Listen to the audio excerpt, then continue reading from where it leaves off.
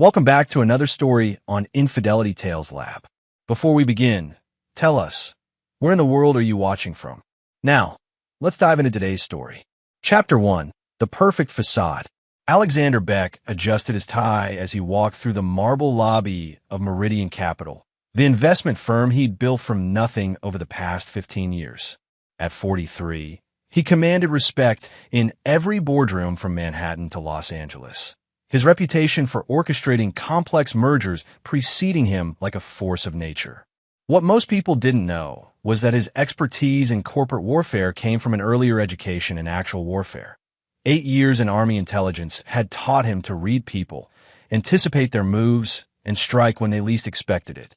The Hartley-Davidson merger had taken 3 months to finalize, requiring delicate negotiations between two pharmaceutical giants whose mutual hatred ran deeper than their desire for profit. Alexander had spent the last 72 hours in Chicago, managing egos and maneuvering around obstacles that would have destroyed lesser dealmakers. Now, finally it was done. For $1 billion in combined assets, 2,000 jobs saved, and a commission that would secure his family's future for generations. His phone buzzed with a text from his wife, Victoria. Working late again. Don't wait up. V. Alexander frowned at the message's coldness. Victoria Tate Beck had always been direct, but lately her communications felt almost clinical. They'd been married 12 years, and he could chart the slow erosion of warmth in her messages like tracking a stock's decline. Where once she'd signed texts with hearts or playful jokes, now she offered only initials and business-like efficiency. Dr. Richard Stevens, Alexander's old friend from college and now the family physician, had mentioned during their last golf game that Victoria seemed different during Jake's recent checkup. When pressed for details, Richard had grown evasive, changing the subject with the kind of practiced deflection that suggested professional concern. Alexander's driver, Miguel McConnell, pulled up to the curb in the black Mercedes. Miguel had been with the family for 5 years, a former Marine who'd served 2 tours in Afghanistan before transitioning to civilian security work. His loyalty was absolute, his discretion complete, and his observations rarely wrong. "How was Chicago, Mr. Beck?" Miguel asked as they pulled into traffic. "Successful. Any unusual activity at the house while I was gone?" Miguel's eyes met Alexander's in the rearview mirror. Mrs. Beck had visitors. Same pattern as last month. Late evenings, cars with tinted windows, meetings in the home office that lasted past midnight. Alexander had noticed the pattern too. Victoria's consulting business had always involved irregular hours, but recently her clients seemed to prefer conducting business in their home rather than her downtown office. When Alexander had asked about it, Victoria had explained that her new contracts involved sensitive corporate restructuring that required additional privacy. "The boy," Alexander asked, "quiet lately. Spends most of his time in his room when he's home from school. Seems to avoid Mrs. Beck when possible." Jake Beck was 11 years old, bright and curious despite his recent withdrawal.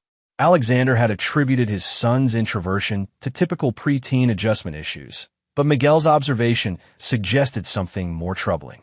Children didn't avoid their mothers without reason. The Beck residence sat on 2 acres in Richmond's most exclusive neighborhood, a colonial mansion that Victoria had insisted they purchase despite Alexander's preference for something more modest. The house was beautiful but cold, with too many rooms and too few warm memories. As they pulled through the electronic gates, Alexander noticed that Victoria's BMW was in the garage, contradicting her text about working late. "Wait here," Alexander told Miguel. "I'll call if I need anything." The house felt eerily quiet as Alexander entered through the front door. Victoria's voice drifted from the living room, speaking in the low, controlled tones she used for business calls. Alexander moved silently through the foyer, his intelligence, training, making noise, discipline instinctive. "Told you the timeline is firm. No extensions, no excuses. The client pays for results, not explanations." Victoria's voice carried an edge Alexander rarely heard. "If you can't deliver, I'll find someone who can." Alexander paused at the doorway, studying his wife through the gap. Victoria sat in her favorite armchair, her auburn hair pulled back in a severe bun, her posture rigid with authority. At 38, she remained strikingly beautiful, but there was something predatory in her expression that Alexander didn't recognize. "Handle it, Grant. That's what I pay you for." She ended the call and looked up, startling slightly when she saw Alexander. "You're back early." Her smile was practiced, professional. "How did the merger go?" "Successfully closed." "Who was that on the phone?" "Grant Warren, my new business partner. We're handling some complex restructuring cases that require specialized approaches." Grant Warren. Alexander made a mental note to research the name. Victoria had never mentioned a business partner before, and her hesitation over specialized approaches suggested activities that wouldn't bear scrutiny. "Where's Jake?" "Upstairs doing homework. He's been having some behavioral issues lately. Nothing serious, just testing boundaries." Alexander nodded, but something in Victoria's tone raised flags. Behavioral issues weren't typical for Jake, who'd always been a well-adjusted child despite his parents' demanding careers. "I should check on him." "He's fine, Alexander. You worry too much." But Alexander was already climbing the stairs, his instincts telling him that something was wrong. Jake's bedroom door was closed, which was unusual. The boy typically left it open unless he was sleeping. Alexander knocked softly. "Jake, it's Dad. Come in." Alexander opened the door to find his son sitting at his desk, homework spread before him, but his attention focused on something outside his window. Jake looked up with eyes that held too much caution for an 11-year-old. "Hey, buddy, how was school?" "Fine." Jake's response was automatic, rehearsed. Alexander sat on the edge of the bed, studying his son's body language. The boy was tense, watchful, as if expecting trouble. "Everything okay at home while I was gone?" Jake's eyes flicked toward the door, then back to his father. "Mom's been different lately. She has meetings downstairs, and she says I'm not allowed to leave my room when they're happening." "What kind of meetings?" "I don't know, but sometimes there are kids there. Kids I don't recognize. And they look—" Jake struggled for words. "They look scared, Dad." Alexander felt ice form in his veins. "Scared how?" "Like when Tommy Martinez got lost in the woods last year. Remember? He had that look like he didn't know what was going to happen to him." Alexander remembered. Tommy had been missing for 6 hours before search teams found him, and the experience had left the boy traumatized for weeks. The comparison was deeply troubling. "Jake, has your mother ever hurt you? Or made you do things you didn't want to do?" Jake's silence was answer enough. Alexander felt rage building in his chest, but he kept his voice gentle. "You can tell me anything, son. I promise you're safe." "She says consequences are a part of her business," Jake whispered.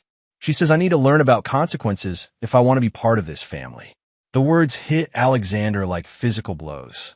Whatever Victoria was involved in, it was affecting their son directly. And the mention of other children suggested something far worse than business consulting. "Jake, I want you to pack a bag. Just essentials, clothes for a few days, your tablet, whatever you need." "Are we going somewhere?" "Maybe. I need to understand what's been happening here while I was away."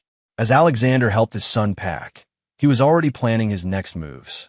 His intelligence background had taught him to gather information systematically, to understand all variables before taking action.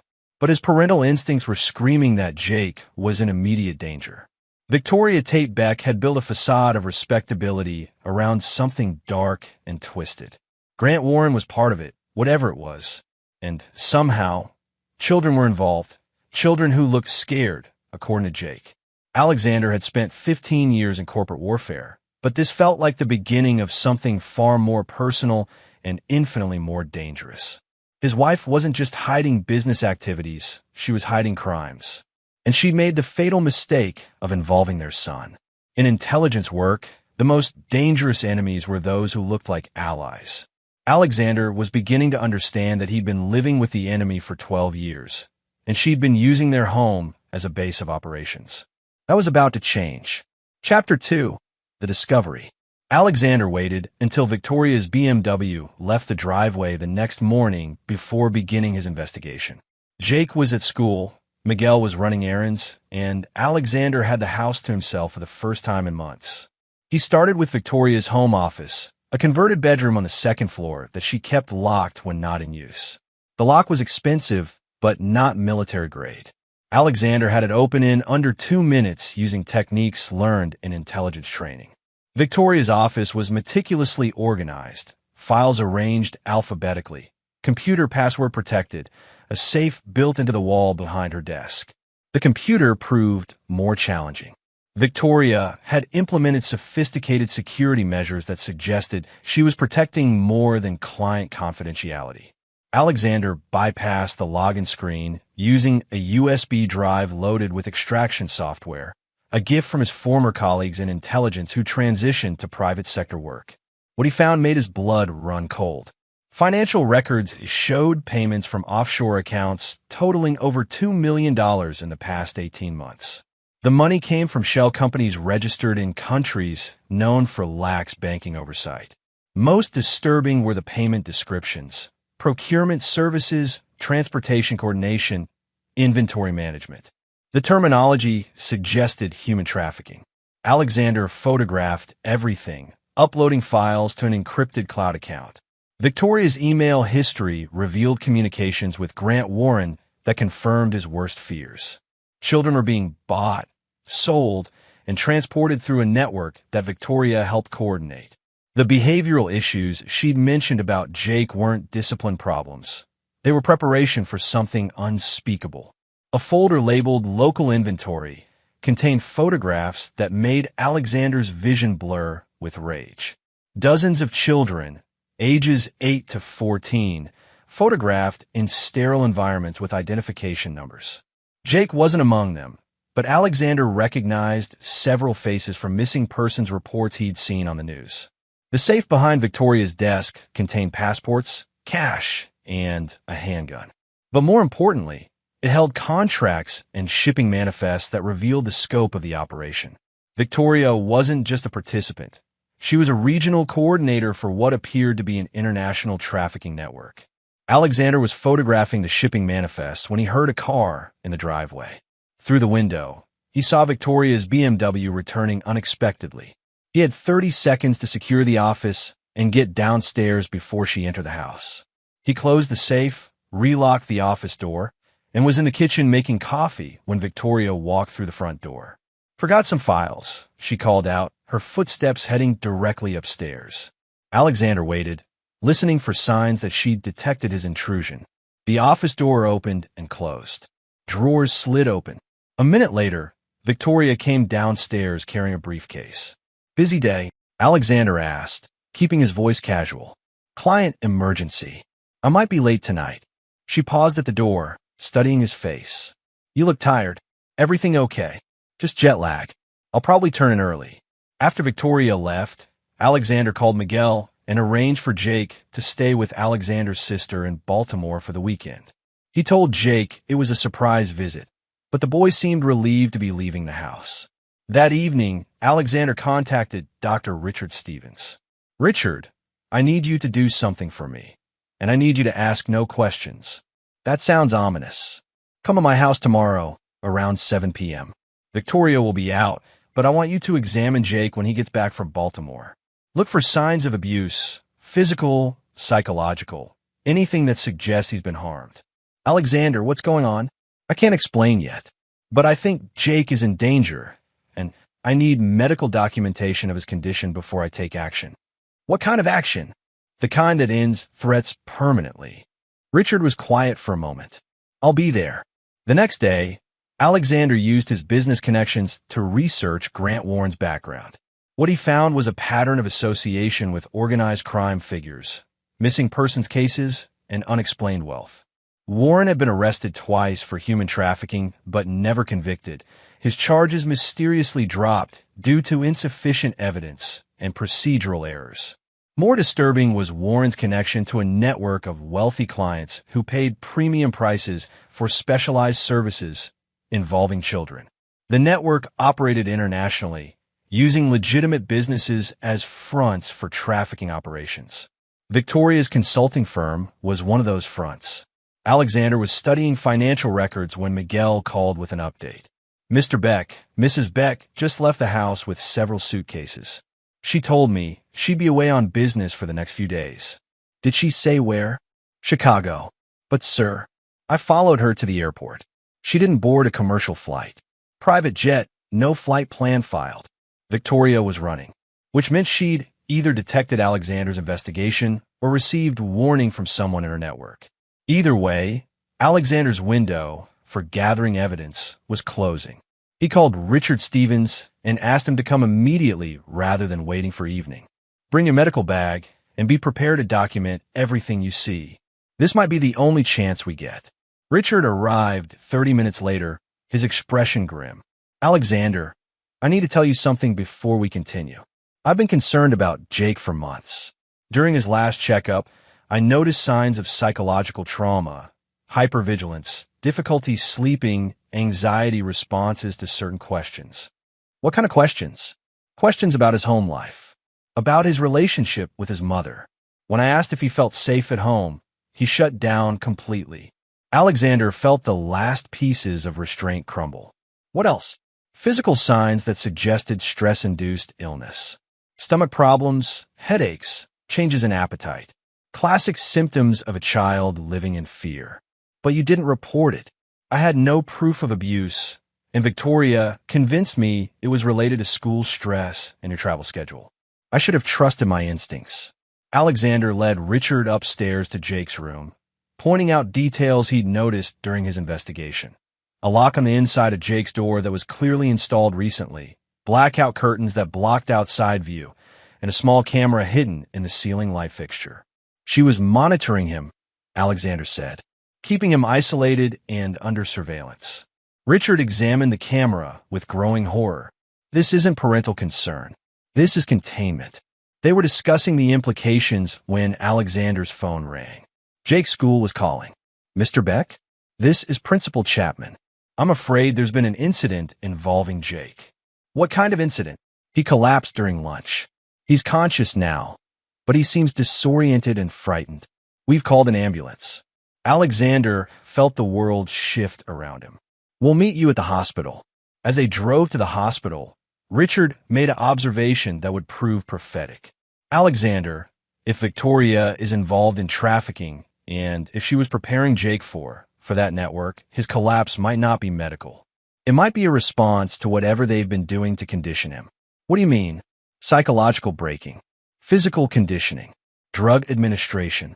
Children in trafficking situations are often subjected to systematic abuse designed to make them compliant. Alexander's vision went red. How long would that process take? Months, maybe longer, depending on the child's resistance.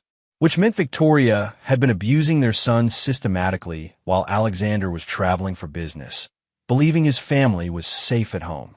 The hospital came into view, and Alexander made a silent promise. By the time this was over, Victoria Tate Beck and Grant Warren would wish they'd never heard the name Jake Beck. But first, he needed to make sure his son survived whatever they'd done to him. Chapter 3. The Unveiling. Alexander burst through the emergency room doors with Dr. Stevens close behind, his heart hammering against his ribs. A nurse directed them to room 7, where Jake lay on a hospital bed, looking small and fragile against the white sheets. His face was pale, and his eyes held a glassy quality that Alexander recognized from his intelligence days. The look of someone who'd been chemically sedated. Dad! Jake's voice was weak, confused. I'm here, buddy. You're safe now. Dr. Emily Woodward, the attending physician, approached with a clipboard and a concerned expression. Mr. Beck? I'm Dr. Woodward. Jake is stable, but I need to discuss his condition with you privately. Alexander squeezed his son's hand. Dr. Stevens will stay with Jake. He's our family physician. In the hallway, Dr. Woodward's expression was grave. Mr. Beck, Jake's blood work shows traces of several substances that are extremely concerning. Benzodiazepines, mild hallucinogens, and what appears to be a custom pharmaceutical cocktail designed to induce compliance and suppress resistance. Are you saying he was drugged? I'm saying he was systematically poisoned over an extended period. The levels suggest regular administration, probably disguised in food or drinks. These substances are commonly used in. She paused, choosing her words carefully. In situations where someone wants to control another person's behavior and mental state. Alexander felt rage building in his chest like a nuclear reaction. How long? Based on the blood chemistry, I'd estimate several months of regular exposure. Mr. Beck, I'm required by law to report this to Child Protective Services and law enforcement. Do it. I want everything documented. When they returned to Jake's room, Dr. Stevens was conducting his own examination while Jake dozed fitfully. Stevens' face was tight with controlled fury. Alexander, we need to talk. Now. They stepped into the hallway where Stevens spoke in low, urgent tones. The drug cocktail isn't random. It's a specific combination used by trafficking networks to condition children for transport and for client use. Jake shows signs of systematic psychological conditioning, responses to verbal cues, physical reactions to certain stimuli. Someone has been preparing your son for something unspeakable. Alexander's world tilted. How do you know about trafficking methods? I volunteer with an organization that helps trafficking survivors. I've seen these patterns before. Stevens grabbed Alexander's arm, his voice trembling. Sir, you need to call the cops before your wife, before she completes whatever process she started. The words hit Alexander like physical blows. His wife, the woman he'd shared a bed with for 12 years, had been systematically abusing their son in preparation for selling him to sexual predators. There's more, Stevens continued. Jake mentioned something while you were talking to Dr. Woodward. He said his mother told him they were going on a special trip this weekend, a trip where he'd meet important people who would decide his future. Alexander's phone buzzed with a text from Victoria. Change of plans. Pick up Jake from school early. We're taking a family trip. Don't disappoint me. The message carried an implicit threat. Victoria knew he was investigating her, and she was moving to secure her asset, their son, before Alexander could interfere. She's coming for him, Alexander said. Not if I can help it. Stevens was already moving toward the nurse's station. I'm placing Jake under medical hold. He's too unstable to be discharged. That won't stop her if she's determined. Then we make sure she can't find him. Alexander called Miguel while Stevens spoke to hospital security. Within minutes, Alexander had arranged for Jake to be transferred to a private facility where Victoria couldn't access him. But as they prepared for the transfer, Alexander's phone rang. Alexander Beck. The voice was male, unfamiliar, with a slight accent. Who is this? A friend of your wife's. She asked me to deliver a message. What message? She has something you want. You have something she needs. Perhaps we can arrange an exchange. Alexander felt ice form in his veins. What kind of exchange? Your son is safe for now, but that could change quickly. Victoria is prepared to be reasonable if you're prepared to be cooperative. Victoria doesn't have my son. He's right here with me. A pause. Check your messages, Mr. Beck. Alexander's phone chimed with an incoming text containing a photograph. The image showed Jake's bedroom at home, but it wasn't empty. A child was lying on the bed. A child who looked exactly like Jake from a distance, but wasn't him upon closer inspection. Body double, the voice continued. Purchased from our specialty catalog. Your wife wanted to ensure a smooth transition when she collected the real asset. Alexander's mind raced. Victoria had been planning Jake's abduction for months, possibly years. The behavioral issues she'd mentioned weren't problems. They were testing to see how far she could push before Alexander became suspicious. What do you want? Very simple. You forget everything you've learned about your wife's business activities. You sign custody papers granting her sole parental rights. You transfer half your assets to accounts she'll specify. In exchange, your son continues to live, just not with you. And if I refuse, then the asset becomes inventory, and you become a liability. Neither outcome would be pleasant for your family. Alexander looked through the window at Jake, still unconscious on a hospital bed, and felt something fundamental shift inside him. His wife hadn't just betrayed their marriage.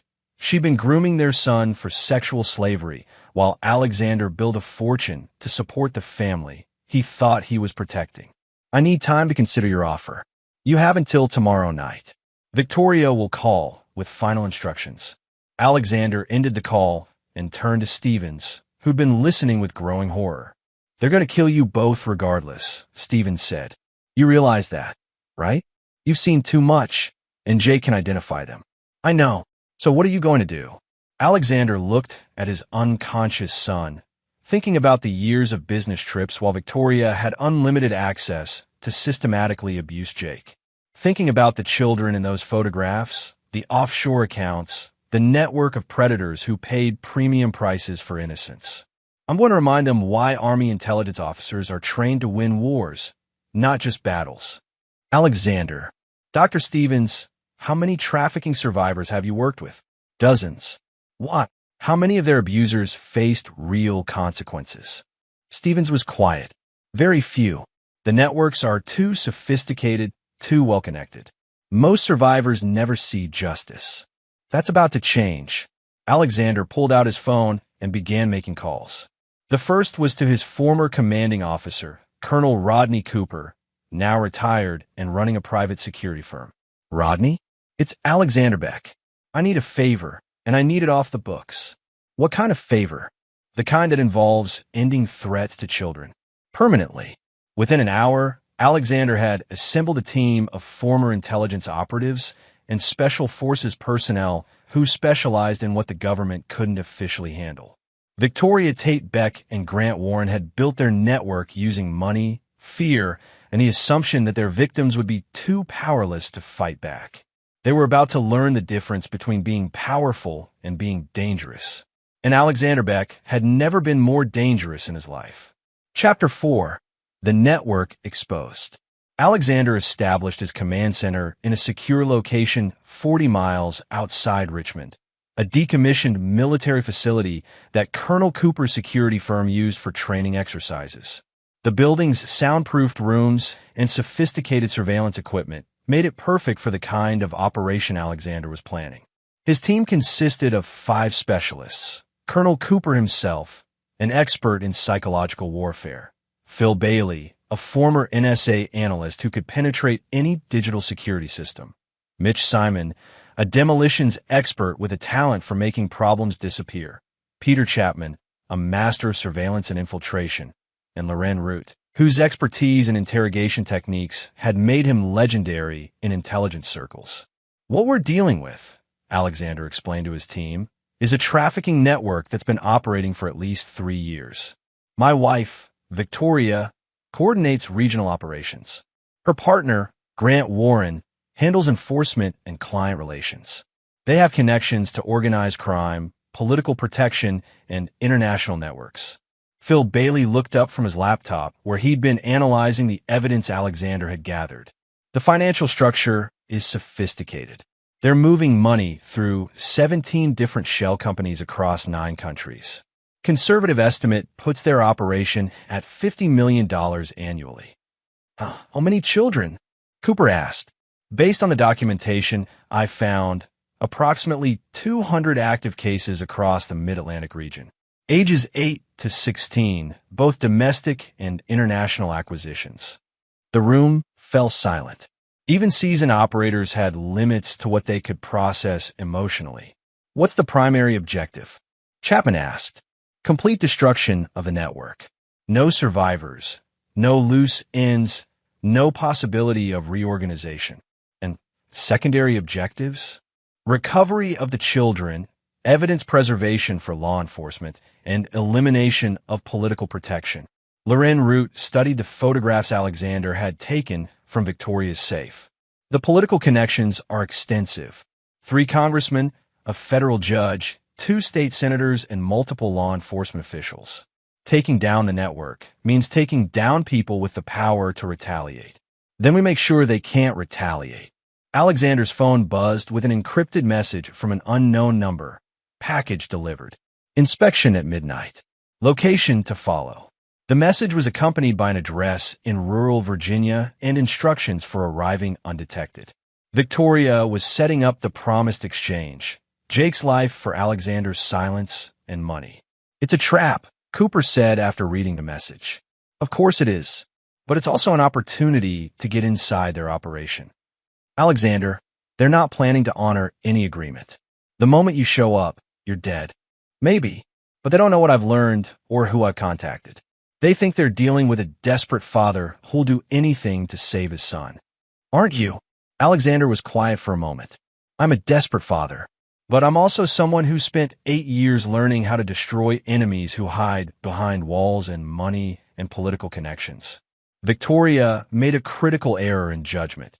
She assumed I'd react emotionally instead of tactically. Phil Bailey looked up from his computer. I've been monitoring Victoria's communications.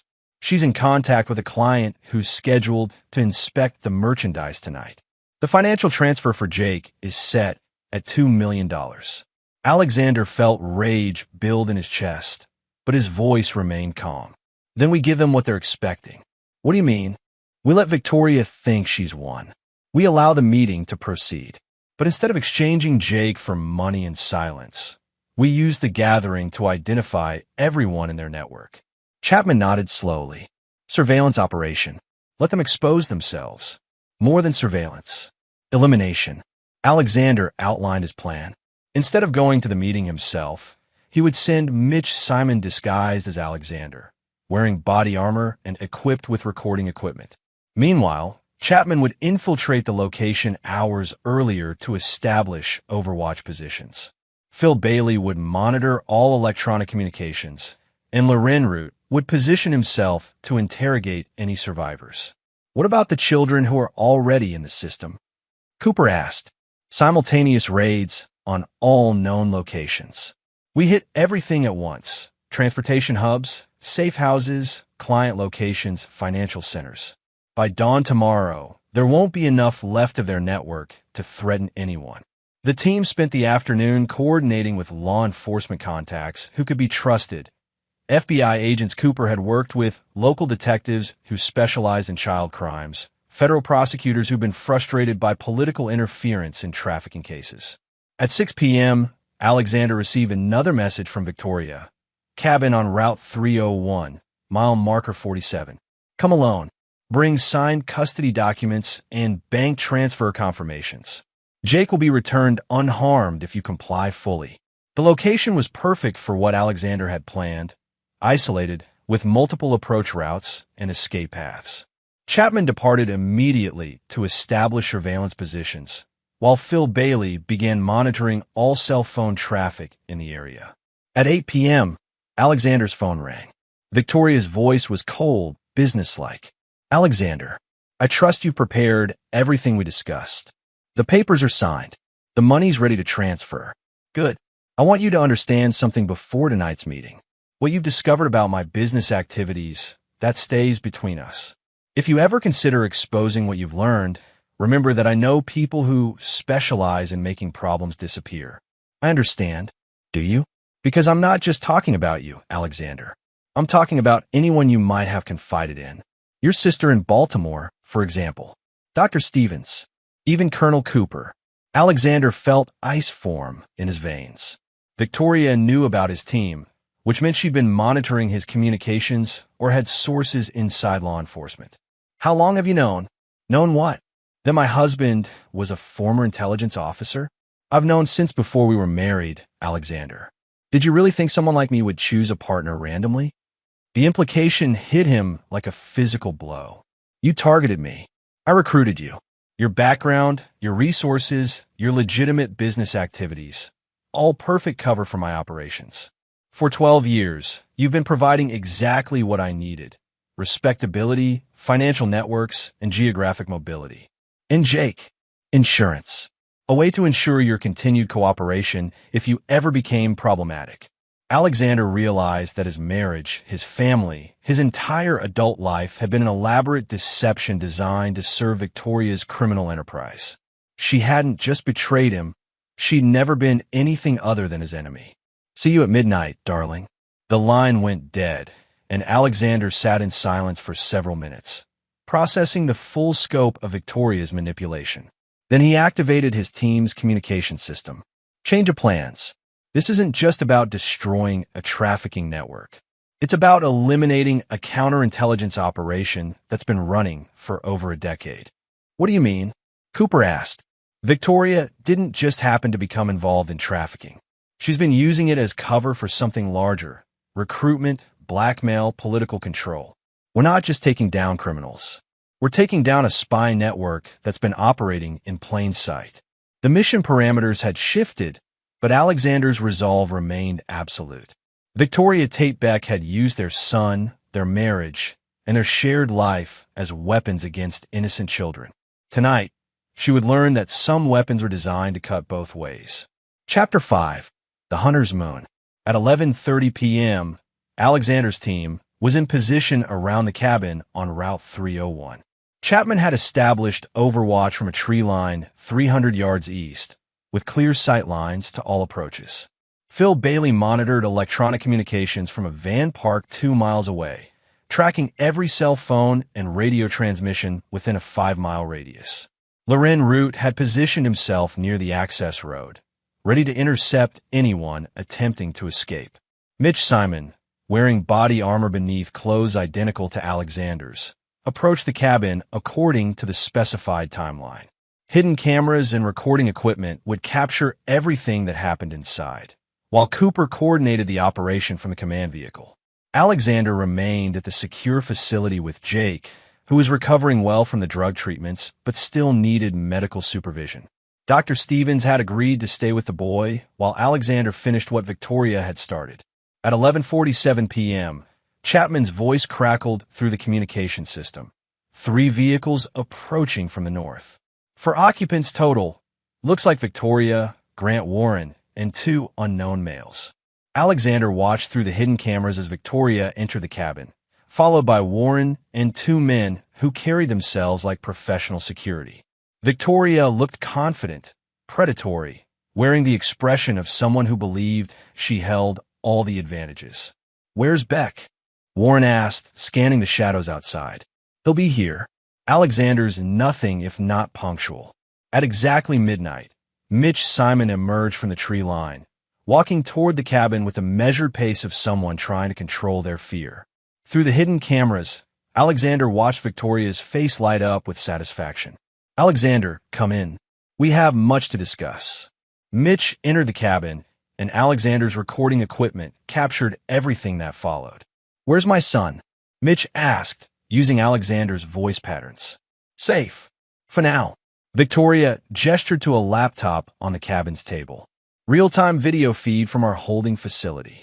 As you can see, Jake is comfortable and well cared for." The screen showed a child lying on a bed in what appeared to be a medical facility. The child looked like Jake from a distance, but Alexander could tell it was the body double Victoria had mentioned. "The custody papers?" Victoria extended her hand. Mitch handed over documents that Phil Bailey had prepared, legally worthless forgeries that would satisfy Victoria's immediate needs while providing no actual authority. "And the financial transfers? Ready to execute on your confirmation that Jake is released safely." Victoria studied the papers, then looked up with cold satisfaction. "You've been surprisingly cooperative, Alexander. I expected more resistance. I want my son safe. Nothing else matters. Nothing else should matter. But I know you, Alexander. I know how your mind works. You've spent the last week investigating my business activities, gathering information, probably planning some dramatic confrontation." Mitch remained silent, letting Victoria reveal her hand. "The problem is that you don't understand the scope of what you're dealing with. My organization isn't just regional, it's international. The clients aren't just wealthy perverts. They're political leaders, business executives, people with the power to destroy anyone who threatens their interests." Warren stepped forward, producing a tablet that displayed financial records and photographs. "Your investigation led you to discover maybe 10% of our operation. The rest goes deeper than you can imagine." Alexander watched through the cameras as Warren revealed the true scope of their network. It wasn't just trafficking. It was a comprehensive blackmail operation targeting political leaders, business executives, and law enforcement officials. The children weren't just victims. They were weapons used to control powerful people through recorded compromises. 17 senators, 43 congressmen, 6 governors, 2 Supreme Court justices, and over 200 corporate executives, Victoria continued. All of them compromised, all of them under our control. That's real power, Alexander, not the corporate merger games you've been playing. What do you want from me? Complete integration into our operation. Your business networks, your financial expertise, your military contacts. In exchange, Jake lives, and you become part of the most powerful shadow organization in the country. And if I refuse? Warren smiled coldly. Then you discover what happened to the other husbands who became problematic. Through the cameras, Alexander watched Victoria produce a file containing photographs of 4 men, all apparently dead from various causes: car accidents, suicides, medical emergencies. Recruitment sometimes requires permanent solutions to family complications. Alexander felt rage building, but he forced himself to remain analytical. Victoria and Warren were revealing everything, apparently confident that Mitch/Alexander had no choice but to accept their terms. "I need guarantees," Mitch said. "Protection for my son, legal immunity, financial security. You'll have all of that and more. But first, you need to prove your commitment to our organization."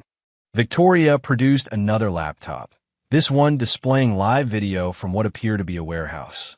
Alexander's blood turned to ice as he recognized the location. It was one of the addresses from Victoria's shipping manifests, and it contained dozens of children in various stages of processing. "Tomorrow night, we have a special event for our most exclusive clients. You're going to coordinate security for the gathering." "What kind of gathering?" "The kind that generates enough compromising material to control a federal judge for the rest of his career." Alexander had heard enough. Through his communication system, he activated the final phase of his operation. "All teams, execute." Chapman's voice came through immediately. Multiple targets acquired. "Beginning elimination sequence." Phil Bailey reported. "Electronic communications jammed. No signals getting in or out." Loren Root confirmed. "Access road secured. No one leaves alive." Alexander's team moved with precision born from years of combat experience.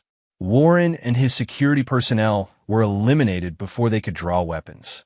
Victoria found herself surrounded by operatives who materialized from shadows like death itself.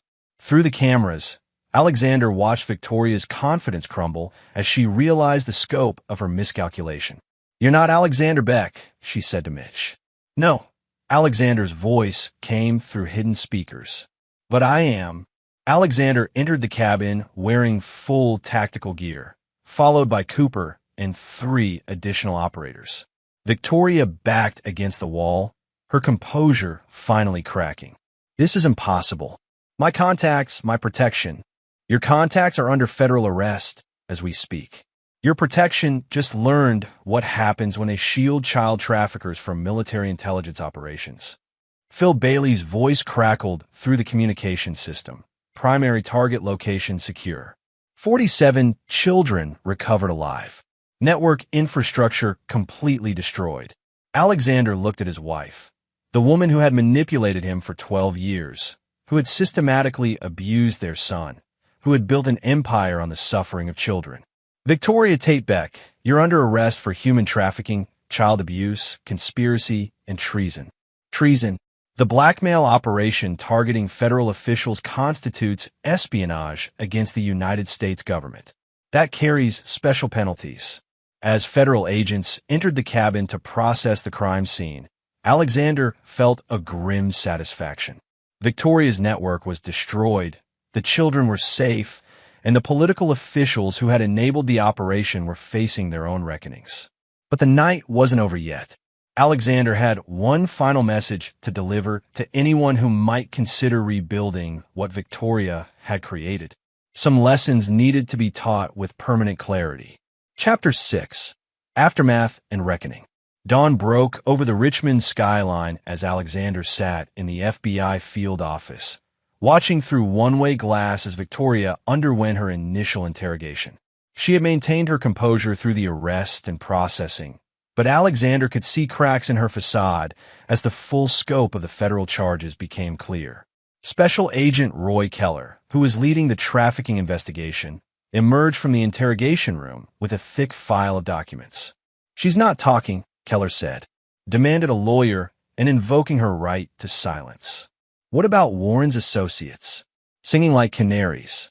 Apparently, their loyalty only extended as far as their paychecks. Keller sat down across from Alexander, his expression grim. Mr. Beck, what we've uncovered in the past 8 hours goes beyond anything we've seen before. The blackmail network your wife was running compromised officials at every level of government. Alexander had spent the night coordinating with federal agencies as they systematically dismantled Victoria's operation. Raids on 17 locations had recovered 93 children and arrested 47 adults involved in trafficking, transportation, and client services. The political fallout was only beginning. How many officials are implicated? Initial counts suggests over 200 federal, state, and local figures. We're talking about senators, judges, police chiefs, prosecutors, people who should have been protecting children instead of exploiting them. Alexander thought about Jake, who was still recovering at the secure medical facility. Dr. Stevens had reported that the boy was making progress, but the psychological damage from months of systematic abuse would require extensive therapy. What about my son's case specifically? Victoria and Warren face federal charges for child abuse, trafficking conspiracy, and attempted sale of a minor. The evidence you gathered provides clear documentation of their intent to sell Jake to their client network. Keller paused, studying Alexander's expression. There's something else. During our raids, we discovered documentation suggesting Victoria had been planning this for years, possibly since before Jake was born. What do you mean? Medical records showing she had been administering mild sedatives to Jake since he was 6 years old. Psychological conditioning programs designed to make him compliant. Educational modifications to isolate him from potential support networks. Keller's voice hardened. Your wife wasn't just abusing your son. She was systematically preparing him for sexual slavery from early childhood. Alexander felt rage building in his chest, but he kept his voice level. How is that possible? I would have noticed. She was careful. The drugs were administered in doses small enough to seem like normal childhood illnesses. The psychological conditioning was disguised as discipline and educational structure. You were traveling frequently for business, and she had complete control over Jake's daily routine. The implications were staggering. Alexander had spent years building a fortune to support his family, while Victoria used his absence to systematically destroy their son's psychological defenses. Mr. Beck, I need to ask you something directly. Keller leaned forward. The operation you conducted last night, it was extremely sophisticated, almost like it was planned by someone with extensive intelligence training. I had help from some former colleagues. I assumed as much, but I want you to understand that while we appreciate the results, the methods you used crossed several legal boundaries. Alexander met Keller's gaze directly. Are you planning to prosecute me for stopping child traffickers? I'm planning to ensure that justice is served through proper legal channels from this point forward. What about the political officials who were being blackmailed? Are they facing charges? Keller's expression darkened. That's where things get complicated. Some of them were unwilling victims, people who were compromised through coercion or deception. Others appear to have been willing participants who used the network's services regularly. And you can tell the difference? Financial records, communication logs, frequency of contact. The willing participants paid premium prices for specific services and showed no signs of attempting to escape the blackmail situation.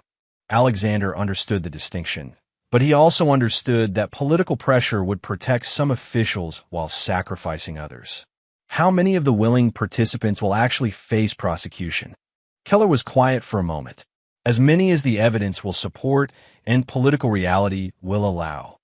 It was an honest answer, but not a satisfying one.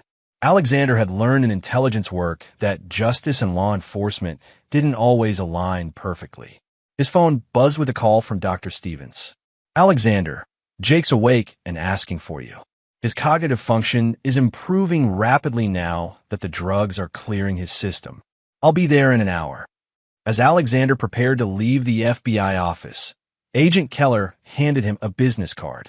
Mr. Beck, given your background and what you accomplished last night, the Bureau would be interested in discussing consulting opportunities.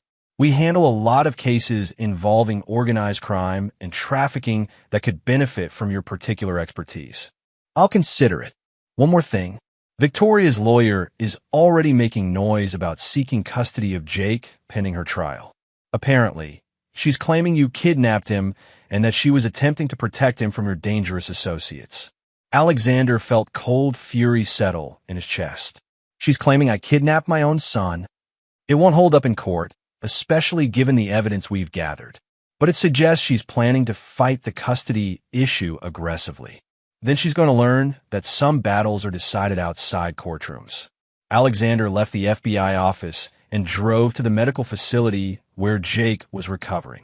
His son looked smaller than usual in the hospital bed, but his eyes were clearer than they'd been in months. "Dad, are you okay? You look really tired." Alexander sat beside the bed, taking Jake's hand. "I'm fine, buddy. How are you feeling?" "Better. Dr. Stevens says the medicine that was making me sick is almost gone from my body." "What do you remember about the last few months?" Jake was quiet for a moment.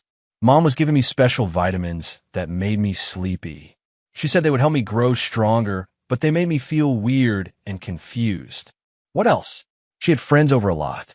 They would look at me like I was something they wanted to buy. It made me scared, but when I tried to tell you, the words wouldn't come out right." Alexander felt rage building again, but he kept his voice gentle. "You're safe now, Jake. Mom can't hurt you anymore. What's going to happen to her? She's going to face consequences for the things she did. To you, and to other children." Jake nodded, processing this with the kind of seriousness that no 11-year-old should need to possess. "Dad, I'm glad you came home when you did. I think something really bad was about to happen to me." Alexander squeezed his son's hand, making a promise that would define the rest of their lives together. "Nothing bad will ever happen to you again, Jake. I promise you that." But even as he made the promise, Alexander was planning his next moves. Victoria's trial would take months, maybe years. During that time, she would have access to lawyers, appeals, and potentially corrupt officials who might arrange for her early release or case dismissal. Alexander had spent 20 years learning that some enemies were too dangerous to leave alive, regardless of what legal systems might decide. Victoria Tate Beck had made a career of destroying children's lives. She had systematically abused his son while manipulating their marriage for criminal purposes. The legal system would provide due process. Alexander would provide justice. And there was a significant difference between the two. Chapter 7. The Trap Unfolds. 3 weeks after Victoria's arrest, Alexander received an unexpected visitor at his home. Miguel had been screening all contacts since the FBI raids, but the woman who appeared at their gate carried credentials that demanded attention. Federal Judge Patricia Gates, one of the officials Alexander had seen on Victoria's blackmail list. Alexander met her in his study, noting how she kept her hands visible and her voice carefully modulated, the behavior of someone who knew she was being recorded. "Mr. Beck, I need to discuss a matter of mutual concern." "What kind of matter?" "Your wife's case. More specifically, certain complications that have arisen during the legal proceedings." Alexander waited, letting silence pressure her to reveal more than she intended. Victoria's attorney has presented evidence suggesting that her trafficking operation was actually an undercover investigation into political corruption. She claims to have been working with federal agencies to expose officials who were exploiting children. The lie was sophisticated, but Alexander had expected something like this. Victoria had spent years building relationships with corrupt officials. Using those relationships to create an escape route was predictable. What kind of evidence? Documentation that appears to show communication with FBI and CIA handlers. Financial records that could be interpreted as operational funding rather than criminal profits. Testimony from associates claiming they were undercover operatives. Alexander recognized the pattern from his intelligence days. When caught, operatives often claimed they were working for the other side. Sometimes it was even true. "What do you want from me, Judge Gates?" Victoria's attorney is claiming that you compromised a federal investigation through unauthorized vigilante action. They're seeking to have all evidence dismissed based on illegal interference with law enforcement operations. And you're here because... Judge Gates was quiet for a long moment. Because if Victoria's claims are true, Then the federal investigation that exposed over 200 officials was itself compromised. Every case, every arrest, every conviction could be overturned on appeal. Alexander understood the implication. Whether Victoria was lying or telling the truth, her claims could destroy the entire legal proceeding against the trafficking network. What's your assessment of her claims? Personally, I think she's lying. But professionally, I have to consider the possibility that we're dealing with a counterintelligence operation that went bad. Or a counterintelligence operation that was always designed to protect trafficking networks rather than expose them. Judge Gates nodded grimly. Which brings me to why I'm really here. Victoria's attorney has scheduled a hearing for tomorrow where they'll present this evidence publicly. If successful, Victoria walks free and every official on her blackmail list claims they were victims of an unauthorized federal sting operation. Including you? Including me. Alexander studied Judge Gates' face, looking for signs of deception. She seemed genuinely concerned about Victoria's legal strategy, but Alexander had learned not to trust anyone who appeared on trafficking-related blackmail lists. Judge Gates, let me ask you directly, were you a willing participant in Victoria's network, or were you being blackmailed? Her answer would determine whether she left his house alive. Blackmailed. Victoria's people photographed me in a compromising situation with someone who turned out to be underage. I've been making legal decisions based on their threats for over 2 years. What kind of decisions? Dismissed cases, reduced sentences, sealed records. Anything they needed to protect their operation and their clients. Alexander made a mental note to verify her claims later, but her apparent honesty suggested she might be useful.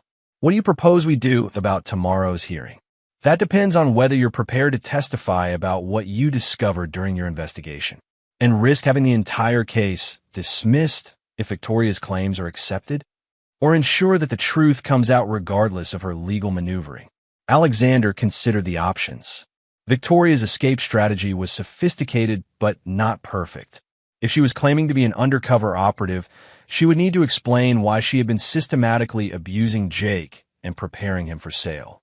Judge Gates, there's something Victoria's attorney doesn't know about the evidence I gathered. What?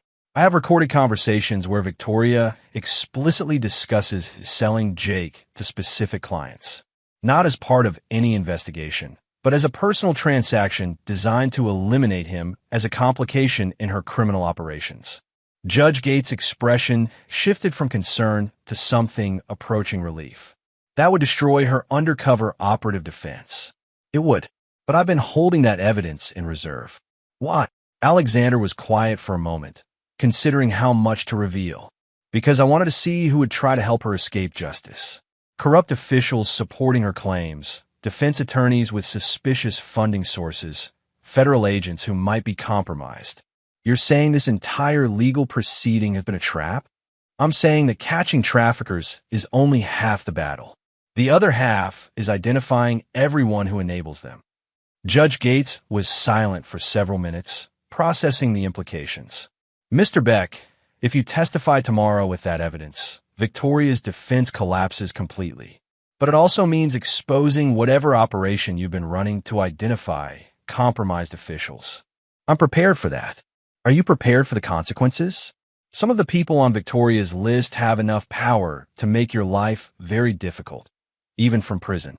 Alexander thought about Jake, who was making progress in therapy, but still woke up screaming from nightmares about special vitamins and important visitors.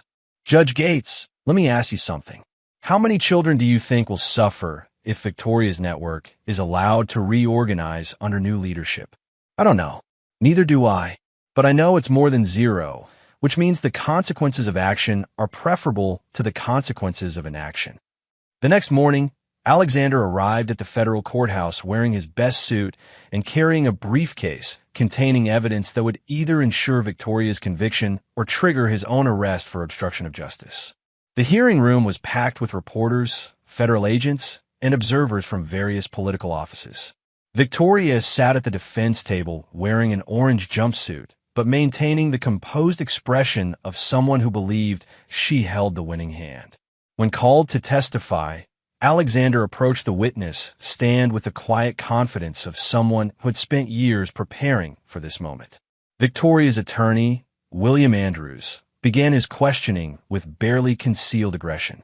"Mr. Beck, isn't it true that you conducted an unauthorized investigation into federal law enforcement operations?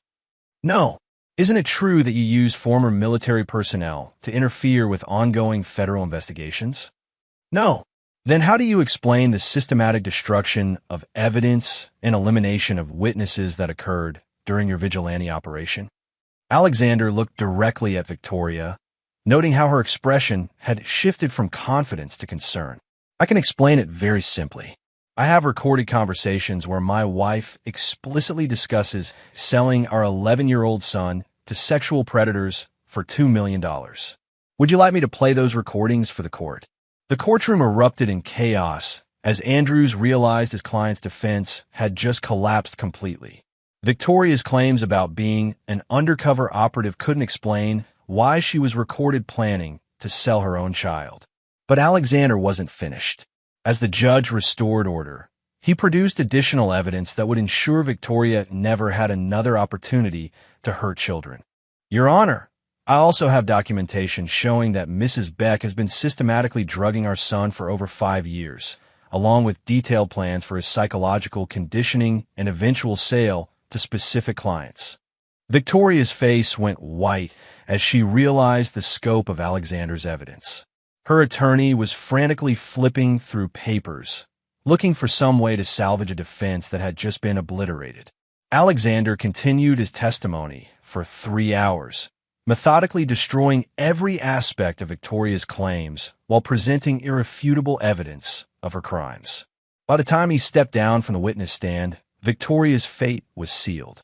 But more importantly, Alexander had achieved his primary objective, identifying every official, attorney, and federal agent who had attempted to help Victoria escape justice. The trap had worked perfectly.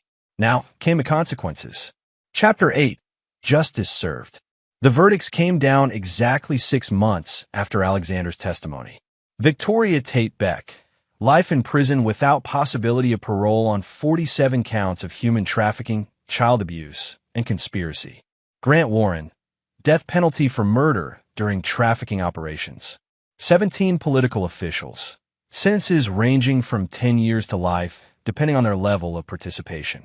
Alexander sat in the courthouse gallery as each verdict was read, feeling a grim satisfaction as the legal system finally delivered consequences for crimes that had destroyed hundreds of lives. Victoria showed no emotion as her sentence was announced, maintaining the cold composure that had defined their 12-year marriage.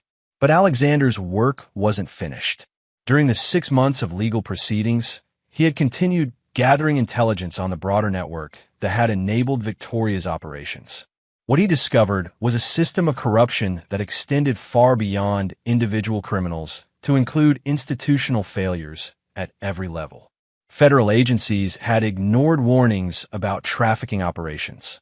Political officials had traded votes for protection. Law enforcement had deliberately misdirected investigations to shield wealthy clients. The legal system had provided justice for Victoria and her immediate associates, but the structures that had enabled them remained largely intact.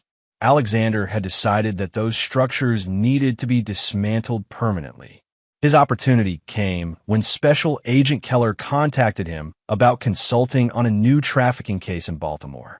The investigation involved a network similar to Victoria's, but with different leadership and different political connections. "We could use your expertise in understanding how these operations function," Keller explained during their meeting. "Your insights into Victoria's network helped us develop new investigative protocols." "What kind of consulting are you looking for?" "Undercover work. These networks only trust people with specific backgrounds and connections. Your business credentials and former military service make you an ideal candidate for infiltration operations." Alexander accepted the consulting contract, but not for the reasons Keller expected. Instead of simply gathering evidence for legal prosecution, Alexander planned to use his access to systematically destroy trafficking networks through methods that would ensure permanent results. Over the next 18 months, Alexander worked on 7 different cases across 4 states. In each situation, he gathered evidence for federal prosecutors while simultaneously implementing his own solutions for problems that the legal system couldn't address. Network leaders suffered fatal accidents. Political protectors found their careers destroyed by strategic leaks. Financial systems were disrupted through sophisticated cyber attacks. Client lists were published on dark websites frequented by vigilante groups. The results were dramatic. Trafficking operations in the Mid-Atlantic region declined by 70%. Political officials became reluctant to provide protection for criminal networks. Law enforcement agencies improved their response protocols to avoid federal oversight. Most importantly, children stopped disappearing into systems designed to exploit them. Alexander's methods were illegal, brutal, and completely effective. During this period, Jake made remarkable progress in therapy. Dr. Stevens reported that the boy's psychological recovery was proceeding better than expected, largely due to the knowledge that his abusers had faced permanent consequences. He feels safe, Stevens explained during one of their consultations. Not just physically safe, but psychologically safe. He knows that the people who hurt him can never hurt anyone again. Alexander had made sure of that. On the 2nd anniversary of Victoria's arrest, Alexander received a visit from Colonel Cooper, who had helped coordinate the original operation against Victoria's network. Alexander, we need to talk about your consulting work. What about it? Federal agencies are starting to notice patterns. Trafficking operations you investigate tend to suffer catastrophic failures that go beyond normal law enforcement outcomes. Criminals make enemies. Sometimes those enemies take action that the legal system can't. And sometimes former intelligence officers decide that permanent solutions are preferable to legal complications. Alexander met Cooper's gaze directly. Are you concerned about my methods? I'm concerned about your exposure. What you're doing is necessary, but it's also extremely dangerous. If federal agencies decide you're operating outside legal boundaries, they'll have no choice but to prosecute. What do you recommend? Retire from consulting. Focus on raising Jake. Let other people handle the next phase of this work. Alexander considered Cooper's advice, but he also thought about the hundreds of children who were safe because trafficking networks no longer operated with impunity. His work had created a climate of fear among predators who had previously felt untouchable. One more case, Alexander said. Then I'll step back. The final case involved a network operating in Washington, D.C. that specialized in providing children to political figures. The investigation had stalled due to political interference, and federal agents suspected that high-ranking officials were actively protecting the operation. Alexander accepted the assignment, knowing it would be his most dangerous, but also potentially his most important. If successful, he could dismantle the political protection systems that enabled trafficking networks to operate with institutional support. The operation took 4 months to plan and execute. Alexander infiltrated the network by posing as a wealthy businessman seeking specialized services for political associates. His military background and legitimate business credentials provided perfect cover for accessing the highest levels of the organization. What he discovered was worse than anything he had seen in Victoria's network. The Washington operation didn't just traffic children. It used them as weapons in political warfare. Compromising photographs and recordings were used to control senators, judges, and cabinet officials. The network had effectively captured significant portions of the federal government through systematic blackmail. Alexander's solution was correspondingly comprehensive. On a single night in December, 17 network leaders died in apparent accidents. A massive cyber attack destroyed all electronic records and financial systems. Client lists were simultaneously released to major news organizations and law enforcement agencies. Political officials found themselves facing federal investigations they couldn't suppress or influence. Within 72 hours, the entire network had collapsed. The political fallout lasted for months. 23 federal officials resigned in disgrace. 37 faced criminal charges. Congress passed emergency legislation increasing penalties for trafficking crimes and eliminating political immunity for related offenses. Most importantly, the institutional protection systems that had enabled trafficking networks were permanently disrupted. Alexander's consulting career ended as quietly as it had begun. He returned to Richmond, to his legitimate business interests, and to the daily work of raising a son who was finally free from the shadows of his early trauma. But the message had been sent and received throughout the criminal underworld. Children were no longer unprotected victims. They had defenders who would use any means necessary to ensure their safety. And some of those defenders had learned their skills in places where mercy was a luxury that enemies couldn't afford. Chapter 9. New Beginnings. 5 years after Victoria's conviction, Alexander stood in the yard of their new home in Colorado, watching Jake practice baseball with a high school team. At 16, the boy had grown into a confident young man whose easy smile and natural athleticism gave no hint of the trauma he'd survived in childhood. The move to Colorado had been Jake's idea. After finishing therapy and establishing a strong support network in Richmond, he'd expressed interest in starting fresh somewhere with mountains and clean air. Alexander had been happy to relocate, using the sale of his consulting firm to purchase a ranch outside Denver where they could build the life they'd never had the chance to create. Dr. Stevens had maintained contact throughout Jake's recovery, providing guidance and support as the boy processed his experiences and developed healthy coping mechanisms. His final assessment had been remarkably positive. Jake showed no lasting psychological damage from his mother's abuse, largely because he understood that justice had been served and that his father would always protect him. "Dad, watch this," Jake called out, connecting solidly with a fastball and sending it sailing over the fence. "Great swing, son. Coach Peterson's going to love that power." Jake had been recruited by 3 Division I programs, but he'd already decided to attend the University of Colorado, where he could study criminology while staying close to home. His interest in law enforcement came naturally from his experiences, but Alexander had been careful to encourage rather than pressure his son's career choices. The ranch house was comfortable but not ostentatious, reflecting Alexander's preference for privacy over display. He'd kept his wealth quiet, using it primarily to ensure Jake's security and education while maintaining a lifestyle that wouldn't attract unwanted attention. Alexander's phone buzzed with a call from Agent Keller, who had remained in contact despite Alexander's retirement from consulting work. "Alexander, I wanted to give you an update on something you'll find interesting." "What's that?" "Victoria died in prison last week.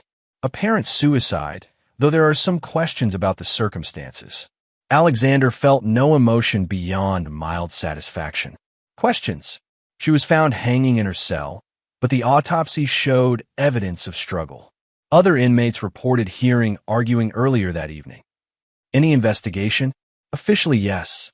Unofficially, Victoria had made enough enemies among trafficking survivors that prison justice seems like a reasonable explanation." Alexander had learned that some forms of justice operated outside courtrooms and legal proceedings. Victoria's death meant she could never escape, never appeal, never manipulate the system for early release.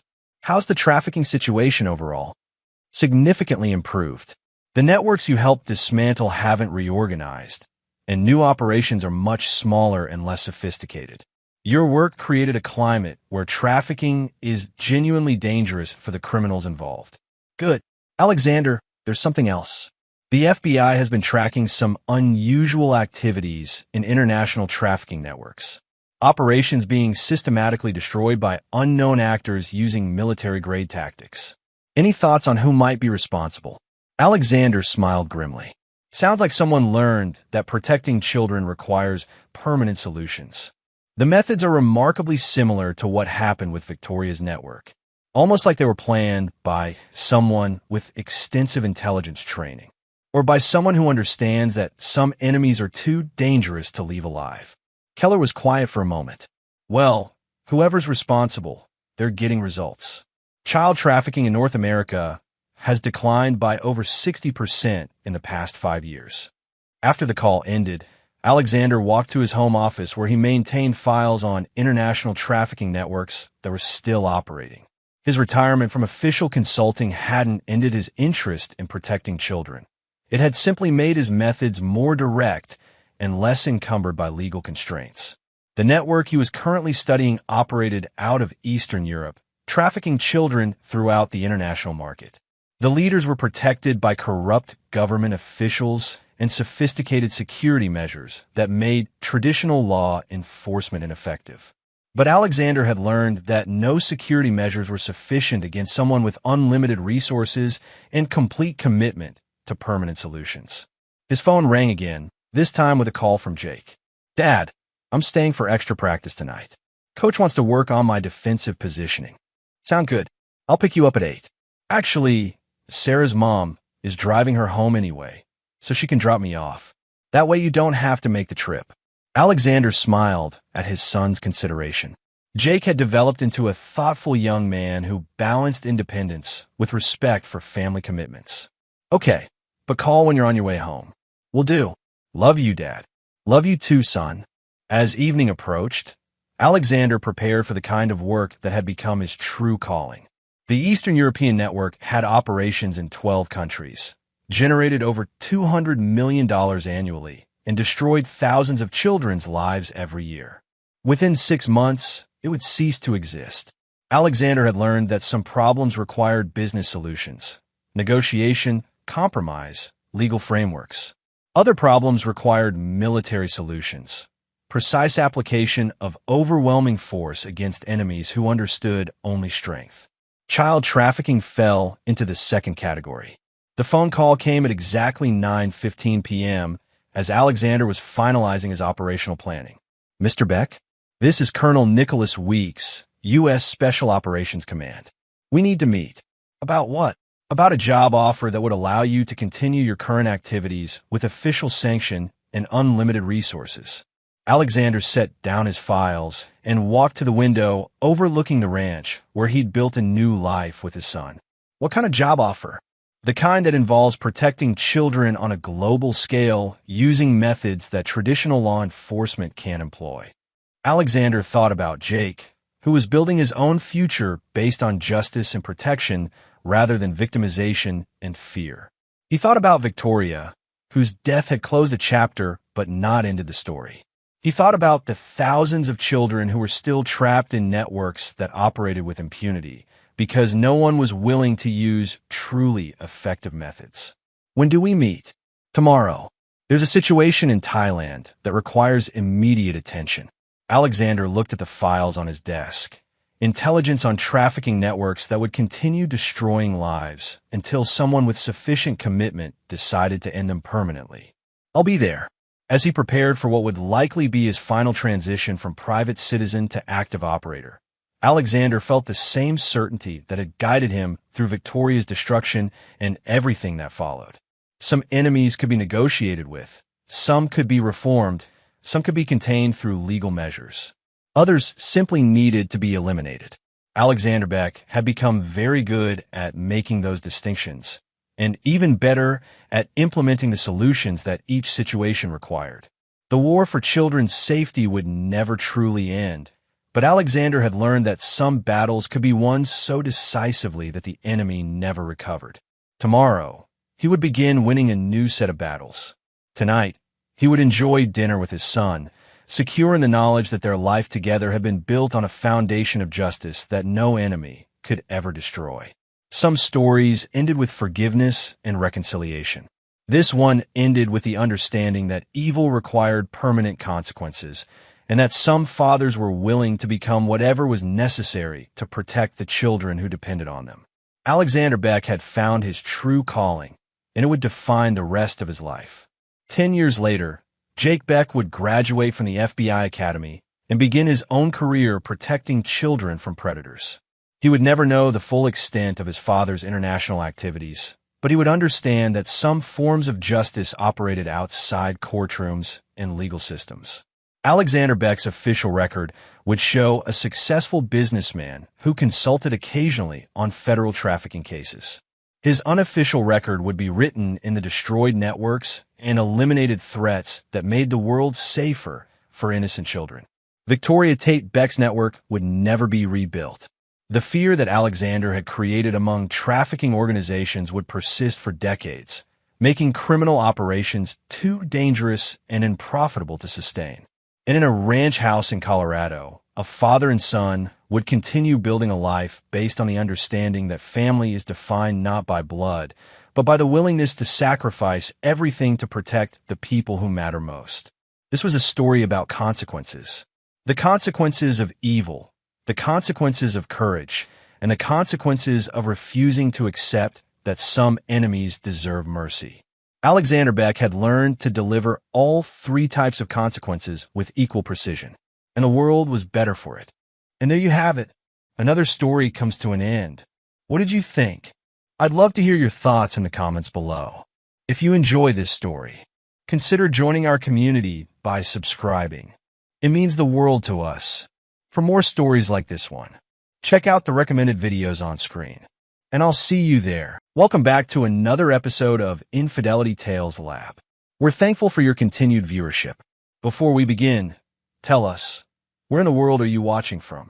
We love knowing our global reach. Now, let's dive into today's story. Chapter 1, The Foundation. Trevor Raines had built his life like he built his construction empire, methodically, deliberately, with an eye for detail that others missed. At 42, he owned the largest residential development company in the county, a reputation forged through 18 years of never missing a deadline and never accepting substandard work. His steel-gray eyes missed nothing on a job site, and that same attention to detail had served him well in life. He'd met Brooke Manning at a charity gala 7 years ago. She was 28 then, a marketing coordinator for a luxury hotel chain, with auburn hair that caught the light and a laugh that seemed genuine. What attracted him most wasn't her beauty, though she was stunning, but her apparent sincerity.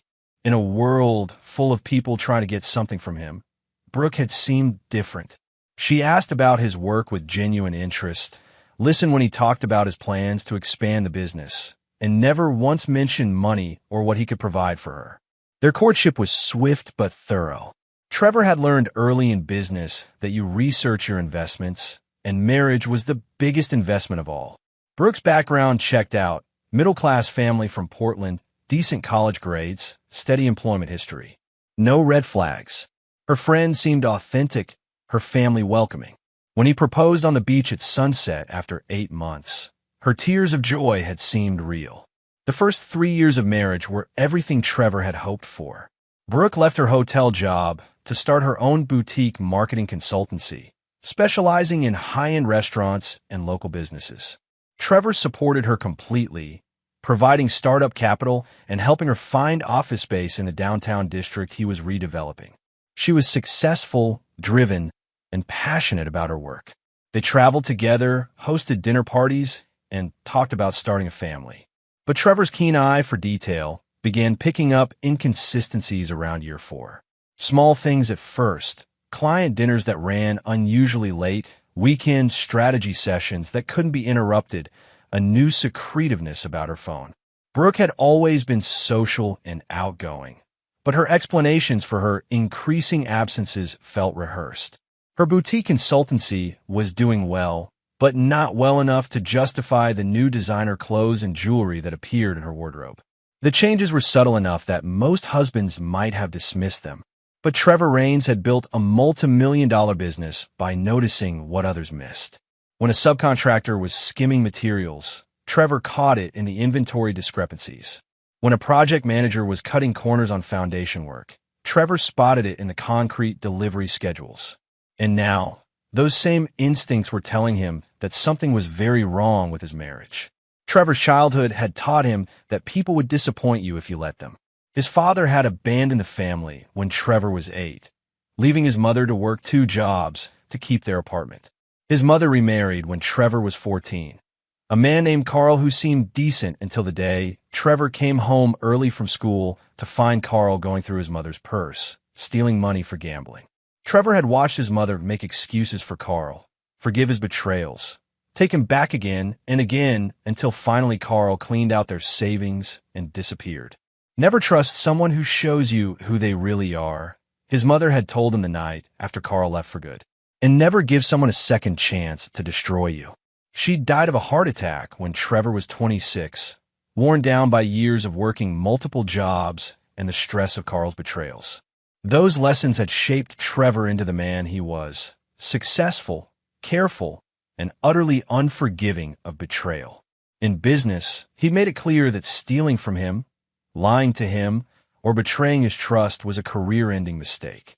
Men who tried to cheat him found themselves blacklisted from every major project in the region. Companies that broke contracts discovered that Trevor's network of contacts was deeper than they'd imagined. But he'd allowed himself to believe that marriage would be different, that Brooke would be different. As he sat in his home office on a Thursday evening, reviewing the day's project reports, Trevor heard Brooke's car pull into the driveway. She was 3 hours later than she'd said she'd be, returning from what she described as a client crisis at Romano's, an upscale Italian restaurant downtown. "Hey, honey," Brooke called out as she entered, her voice carrying the slightly forced cheer he'd been noticing more often. "Sorry I'm so late." The Romano situation was a complete nightmare. Trevor looked up from his laptop. What kind of crisis keeps a marketing consultant until 10 at night? Brooke appeared in the doorway, still in her business attire, but looking more polished than someone who'd been dealing with a crisis should look. Her makeup was fresh, her hair perfect. Their head chef walked out in the middle of dinner service. "I had to help them figure out damage control for social media and coordinate with their backup chef. Total chaos." Trevor nodded, making a mental note. Romano's was one of his favorite restaurants. He'd eaten there just last week and had a good relationship with the owner, Giuseppe Romano. "That sounds stressful. Is Giuseppe handling it okay?" Something flickered across Brooke's face, so quickly that most people would have missed it. But Trevor caught it. Surprise, maybe even panic. "Oh, you know how these restaurant owners get when there's drama in the kitchen," she said, already turning away. "I'm exhausted. I think I'll take a shower and go to bed." Trevor watched her retreat upstairs, then picked up his phone. Giuseppe Romano answered on the second ring.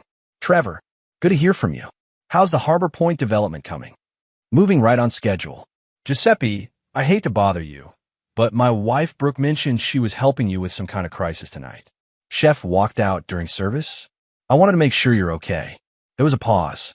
"Crisis?" "No, my friend. Everything was normal tonight. Same chef we've had for 3 years.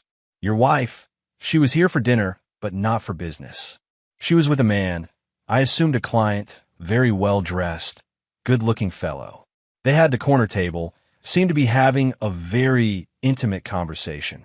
Trevor's grip tightened on the phone. "What time was this?" "They arrived around 7:30, left maybe 45 minutes ago." "Is everything all right?" "Everything's fine, Giuseppe. Thanks." Trevor ended the call and sat back in his chair. 7:30 to 9:15. Intimate conversation. A well-dressed, good-looking man who wasn't her husband. For the first time in 7 years of marriage, Trevor Raines allowed himself to consider that his wife might be lying to him. And lying meant betrayal. And betrayal meant war. Chapter 2. The Investigation. Trevor had spent 3 weeks conducting surveillance the way he managed construction projects, systematically, thoroughly, and with absolute attention to detail. He'd hired Mitchell Hartley, a former police detective turned private investigator, but only for the technical aspects. Trevor did most of the legwork himself, applying the same methodical approach that had made him successful in business. The picture that emerged was devastating and clear. Brooke was having an affair with Ryan Castellano, a real estate agent who specialized in luxury properties. Castellano was 34, divorced, and worked for Meridian Luxury Realty, the same firm that had handled the sales for several of Trevor's high-end developments. That's how they'd met. Brooke had been hired to handle marketing for Trevor's Harbor Point project, and Castellano had been the listing agent for the completed homes. What made it worse was the timeline. Mitchell's investigation revealed that the affair had been going on for 14 months. 14 months of lies, of elaborate deceptions, of Brooke looking Trevor in the eye every morning and evening while betraying everything their marriage was supposed to represent. The evidence was overwhelming. Hotel receipts charged to Castellano's credit card, showing regular rooms at the Grandview in downtown. Photos of them together at restaurants in the next county, holding hands, kissing. Cell phone records showing hundreds of texts and calls between them. Even a recording Mitchell had managed to capture of them in the parking garage of Brooke's office building, where Castellano had his hands all over her while she laughed about how clueless her husband was. But it was the final piece of evidence that turned Trevor's anger into something cold and calculating. Mitchell had followed them to a house showing in Pinecrest, an exclusive neighborhood where homes started at $2 million. Through telephoto surveillance, he'd captured them viewing a property that Castellano was ostensibly showing to potential buyers. But there were no other buyers present, and their behavior was hardly professional.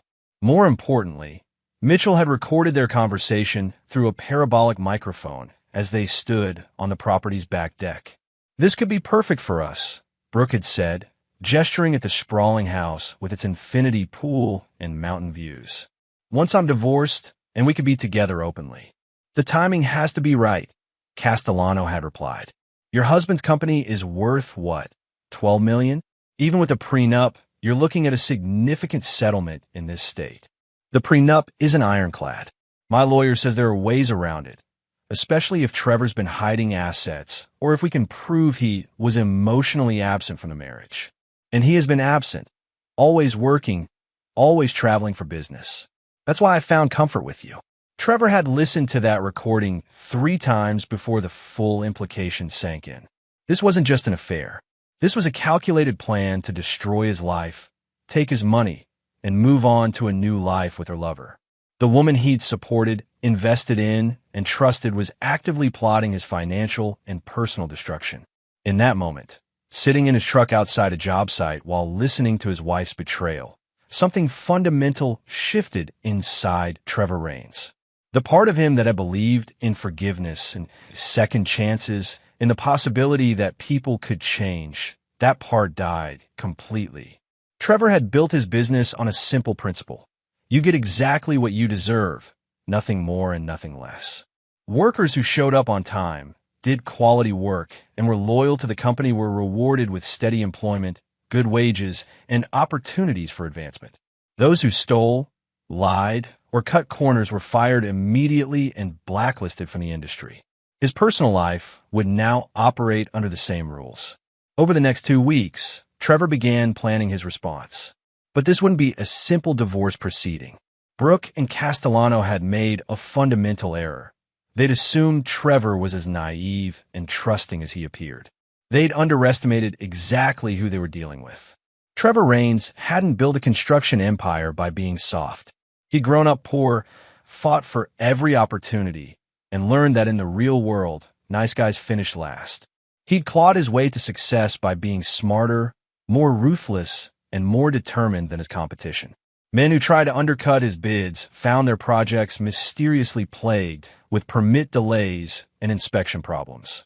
Contractors who poached his workers discovered that their own best employees were suddenly receiving better offers elsewhere. But this was different. This was personal. Trevor's plan began with research.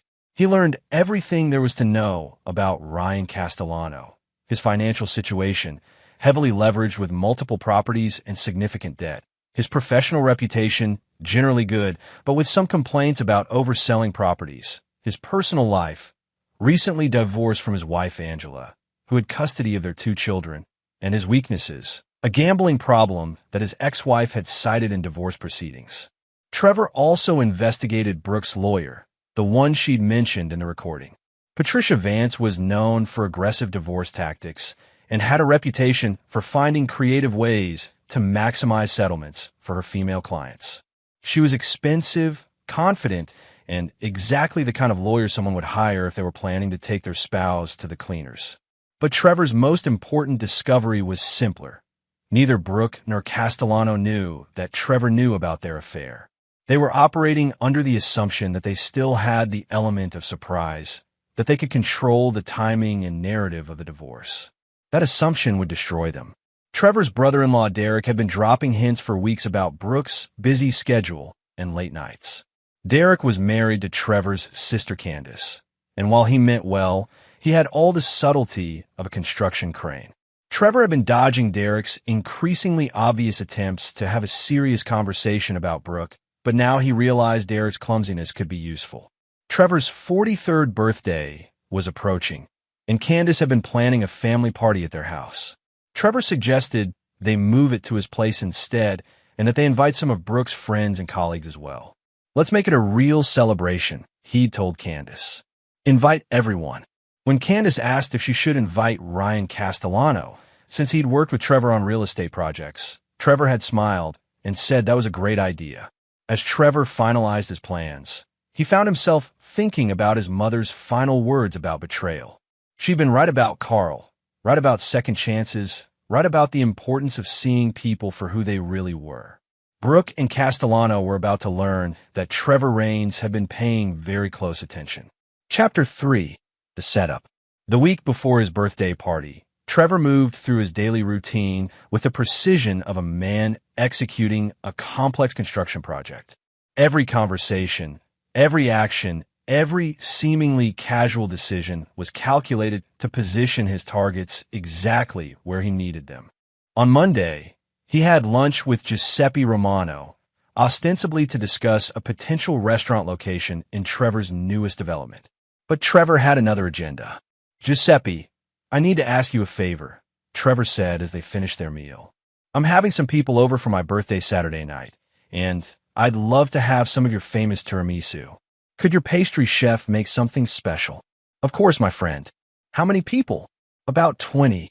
And, Giuseppe, there might be some business discussed. I'm thinking about partnering with someone on a new project, and this party could be where we make it official. If things go well, there could be a substantial restaurant opportunity in it for you." Giuseppe's eyes lit up.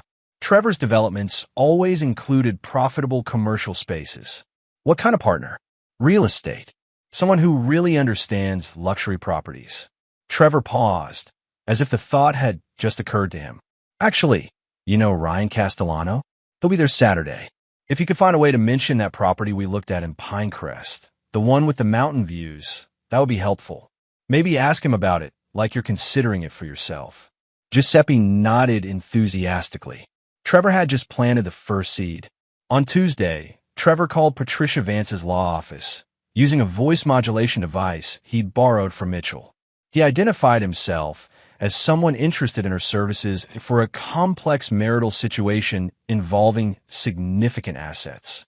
"I understand you specialize in cases where the wife needs to, shall we say, maximize her position," Trevor said, affecting a nervous tone. "My situation is delicate. My husband doesn't know I'm considering divorce, and I need to understand my options before I make any moves." The receptionist scheduled a consultation for the following week. Trevor would never attend, of course, but the appointment would serve another purpose. He'd specifically requested a time when he knew Brooke would be free and mentioned that he'd heard about Vance through a friend who was very happy with her recent settlement. On Wednesday, Trevor visited his bank and made a very public withdrawal of $50,000 in cash. He made sure the transaction was witnessed by several people, including the bank manager, and mentioned that he was considering a significant investment opportunity that required immediate liquid capital. On Thursday, Trevor had coffee with his accountant, Linda Walsh, and mentioned that he was thinking about restructuring some of his business assets. "There might be some big changes coming," he said. "I'll need to move some things around to take advantage of a new opportunity." Linda nodded, used to Trevor's occasional business pivots. "Should I prepare anything specific?" "Just be ready. I might need some documents prepared quickly next week." By Friday, Trevor had created a web of conversations and planted expectations that would all converge at Saturday's party. Everyone who mattered, Giuseppe, Patricia Vance's office, the bank, his accountant, even Derek, had pieces of information that would seem significant when combined with what would happen at the party. Saturday arrived clear and warm.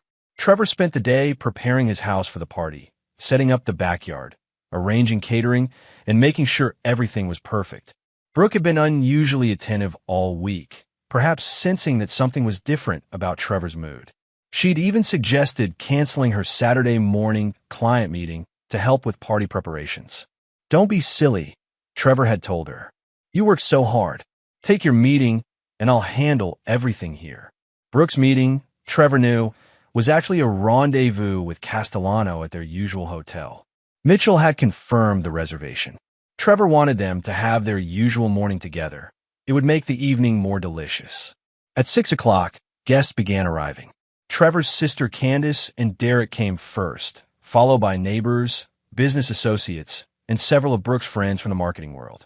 Giuseppe arrived with an elaborate tiramisu and immediately began circulating, playing his part perfectly by asking several people about the beautiful property in Pinecrest with the mountain views. Ryan Castellano arrived at 7:15, looking confident and relaxed. He brought an expensive bottle of wine and made a point of congratulating Trevor on another successful year. Trevor shook his hand warmly and introduced him to several people as one of the most talented real estate professionals I know. Brooke was radiant, playing the perfect hostess, charming everyone with her stories and laughter. Trevor watched her work the room, noticing how carefully she avoided being alone with Castellano, how she maintained exactly the right amount of professional distance when they spoke. At 8:30, Trevor gathered everyone in the living room for toasts and cake. Derek, as predicted, had been drinking and was in an expansive mood. "Before we do cake," Derek announced, "I have to say something about my brother-in-law here." "Trevor, you work too damn hard, man. I mean, your wife works late constantly, too. What is it, Brooke, for nights a week now?" Trevor saw Brooke's smile tighten slightly. "Derek, you know how marketing is. Restaurants and bars need attention when they're actually busy." Right. Derek nodded sagely. "It's just funny, you know. At the birthday party, my brother-in-law joked, 'Your wife works late a lot these days.'" The room laughed politely. Trevor maintained his smile, watching Brooke's face. "She does work incredibly hard," Trevor said. "Though I have to admit, sometimes I wonder what kind of crises require so much personal attention." Brooke laughed, but Trevor caught the flash of nervousness in her eyes. "He's so clueless and dumb to notice anything," she said, and the room erupted in laughter at her playful jab at her husband. Trevor laughed along with everyone else, then stood up smoothly. "Well, since we're sharing jokes," he said, walking to the bookshelf where he'd placed a manila folder earlier that day, "I have something for my dear wife." He handed Brooke the folder with a smile. "Open this." The laughter in the room began to fade as Brooke looked at the folder, confusion replacing amusement on her face. She opened it slowly, and Trevor watched as her face turned pale. Inside were photographs. Brooke and Castellano at Romano's restaurant. Brooke and Castellano at the Grandview Inn. Brooke and Castellano viewing the house in Pinecrest. And on top, a transcript of their conversation about divorce planning and asset division. The room fell completely silent. Castellano stepped forward slightly, his face confused and concerned. "Brooke," he said, "what is it?" Trevor turned to address the room, his voice calm and clear. "Ladies and gentlemen, I'd like to share with you a little project I've been working on. For the past 14 months, my wife has been having an affair with Ryan Castellano here. More than that, they've been planning to divorce me and take as much of my money as possible to fund their new life together." The silence was deafening. Brooke was staring at the photos, her hands shaking. Castellano had gone white. "Trevor," Brooke whispered, "I can explain." "Actually," Trevor interrupted, "you can't. Because I know everything. Every hotel room, every lie, every conversation about how clueless I am and how much money you think you can steal from me." Trevor looked around the room at the shocked faces of his guests. His sister Candace was staring open-mouthed. Giuseppe was nodding slowly, as if pieces were falling into place.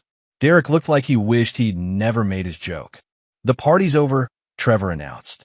"Thank you all for coming to help me celebrate not just my birthday, but my liberation from a lying, cheating wife." As guests began to move toward the door in stunned silence, Trevor turned back to Brooke and Castellano. "You two stay," he said quietly. "We need to talk." Chapter 4. The Revelation. The last guest departed in uncomfortable silence, leaving only Trevor, Brooke, and Ryan Castellano in the living room. The remnants of the birthday party, half-empty wine glasses, crumpled napkins, Giuseppe's elaborate tiramisu barely touched, seemed to mock the celebration that had just imploded. Brooke sat on the edge of the couch, the folder of evidence scattered across the coffee table in front of her. Her face had gone from pale to flushed as the shock wore off, and was replaced by desperation. Castellano stood near the doorway, looking like he wanted to bolt, but knowing that running would only make things worse. "Trevor, please," Brooke began, her voice shaking. "Let me explain." "Explain what?" Trevor's voice was eerily calm as he loosened his tie and sat down across from her. "Explain how you've been lying to me for over a year? Explain how you've been planning to divorce me and steal my money?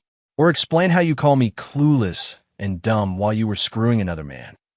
Castellano cleared his throat. "Trevor, I think I should." "You should sit down and shut up," Trevor said without looking at him. "You'll get your turn." Castellano remained standing but fell silent. Brooke tried a different approach, her tears beginning to flow. "It wasn't supposed to happen like this. Ryan and I, we connected. I never meant for it to go this far." Trevor picked up one of the photographs, the one showing Brooke and Castellano kissing in the restaurant. "This doesn't look like an accident, Brooke. This looks like two people who are very comfortable with each other. 14 months, comfortable." "How did you—" she started, then stopped herself. "How did I find out?" "The same way I find out everything that matters. I pay attention." Trevor set the photo down carefully. "Did you really think I wouldn't notice the changes? The late nights, the new clothes, the way you started hiding your phone? I've been watching people try to steal from me my entire career. You weren't as clever as you thought." Brooke's tears were flowing freely now. "I was going to end it. I was going to tell you everything and try to work it out." Trevor laughed, but there was no humor in it. "Is that why you hired Patricia Vance? To help you work it out by taking half my assets?" Brooke's face went white again. "How do you know about?" "I know about everything, Brooke. Every conversation, every plan, every lie." Trevor stood up and walked to the window, looking out at his backyard where an hour ago he'd been hosting a birthday party. "I know about the house in Pinecrest that you and Ryan were planning to buy with my money. I know about his gambling debts and how convenient it would be for him to marry a wealthy divorcee. I know about your strategy sessions with Vance about attacking the prenup." Castellano finally spoke up. "Look, Trevor, I think there's been a misunderstanding." Trevor turned around slowly. "The only misunderstanding is yours, Ryan. You thought you were dealing with some clueless businessman who would roll over and play dead when his wife decided to screw him over. You thought wrong. I never meant for this to hurt you," Castellano said. "It just happened. It just happened." Trevor's voice rose for the first time. 14 months of hotel rooms and restaurants and house shopping just happened. Planning my wife's divorce strategy just happened. Trevor walked over to where Castellano was standing. The real estate agent was taller, but Trevor's presence filled the room. "You know what I think happened, Ryan? I think you saw an opportunity. A lonely wife with access to serious money, married to a man who traveled for business. I think you calculated exactly how much my company was worth and exactly how much Brooke could walk away with in a divorce. That's not." "Shut up." Trevor's voice dropped to a whisper, which was somehow more threatening than shouting. "You made one crucial mistake. You assumed I was stupid. You assumed I wouldn't figure it out until it was too late. You assumed wrong." Brooke tried to stand up, to position herself between the two men. "Please, both of you, just calm down. We can figure this out like adults." Trevor looked at his wife, soon-to-be ex-wife, with something approaching pity. "Adults? Adults don't sneak around for over a year plotting to destroy their spouse's life. Adults don't call their husband clueless and dumb while they're stealing from him." "I wasn't stealing. What would you call it?" Trevor gestured at the papers scattered on the table. "You were planning to claim I was emotionally absent, use that to attack the prenup, and walk away with millions of dollars you didn't earn. If that's not stealing, what is?" Brooke wiped her eyes, and Trevor could see her shifting tactics. The tears weren't working, so now she'd try anger. "I gave you 7 years of my life, Trevor. I supported your business, entertained your clients, played the perfect wife. Don't I deserve something for that? You deserve exactly what the prenup says you deserve. The house in Portland that's in your name, the car, and $50,000 for every year of marriage. That's $350,000, which is more than generous for someone who's been cheating on me for a third of our marriage." "That's not enough to start over," Brooke said, her mask slipping completely now. "Do you know how much it costs to live decently? How much a nice house costs? $300,000 won't even buy a decent condo in this market. And there it was. The real Brooke, the one who had been planning to steal his life's work because she felt entitled to luxury without earning it. That's not my problem anymore, Trevor said. You should have thought about that before you decided to cheat. Castellano stepped forward again. Trevor, maybe we can work something out. Some kind of arrangement. Trevor turned on him with such sudden intensity that Castellano took a step back. Arrangement? What kind of arrangement did you have in mind, Ryan? You keep screwing my wife and I pay for your new life together? You take my money and I pretend I don't care? I didn't mean. I know exactly what you meant. You meant you want to negotiate. You want to find some middle ground where you get some of what you were planning to steal, and I pretend this was all just a misunderstanding. Trevor smiled, and it was the most frightening expression either Brooke or Castellano had ever seen. Here's the thing you don't understand about me. I don't negotiate with thieves. I don't forgive betrayal. And I never, ever give second chances to people who try to destroy me. Trevor walked back to the couch and sat down, his demeanor suddenly casual, almost relaxed. So here's what's going to happen. Brooke, you're going to pack your things and get out of my house tonight. The divorce papers will be filed Monday morning, citing adultery and fraud. You'll get exactly what the prenup specifies and not one penny more. Trevor, please. I'm not finished. Trevor's voice remained calm, but his eyes were ice cold. Ryan, your career in this area is over. I have contacts with every major developer, every bank, every planning commission in the region. By next week, everyone will know exactly what kind of man you are. No one will trust you to handle their properties or their money. Castellano's face had gone pale. You can't do that. I have contracts, clients. Had. Trevor corrected. You had contracts and clients. That was before you decided to steal from me. Brooke stood up suddenly, her desperation turning to fury. You vindictive bastard. This is exactly why I needed to get away from you. You're cold and calculating, and you care more about money than people. Trevor looked at her calmly. I care about loyalty, Brooke. I care about honesty. I care about people keeping their word. You violated all of that, and now you're angry because there are consequences. I loved you, she said, tears streaming down her face.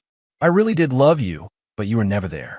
Always working, always traveling, always putting business first. Ryan actually pays attention to me. He cares about what I want. He cares about what I can provide for you, Trevor said. Take away my money and see how much attention he pays to a marketing consultant with no trust fund. Castellano opened his mouth to protest, but Trevor held up a hand. Don't. We all know what this was about. You saw an opportunity to upgrade your lifestyle, and you took it. The mistake was thinking I was too stupid to notice. Trevor stood up and walked to the front door, opening it wide. The party's over. Both of you get out of my house. Brooke looked around the living room desperately, as if seeing it for the first time. This house, with its custom finishes and mountain views, would no longer be hers.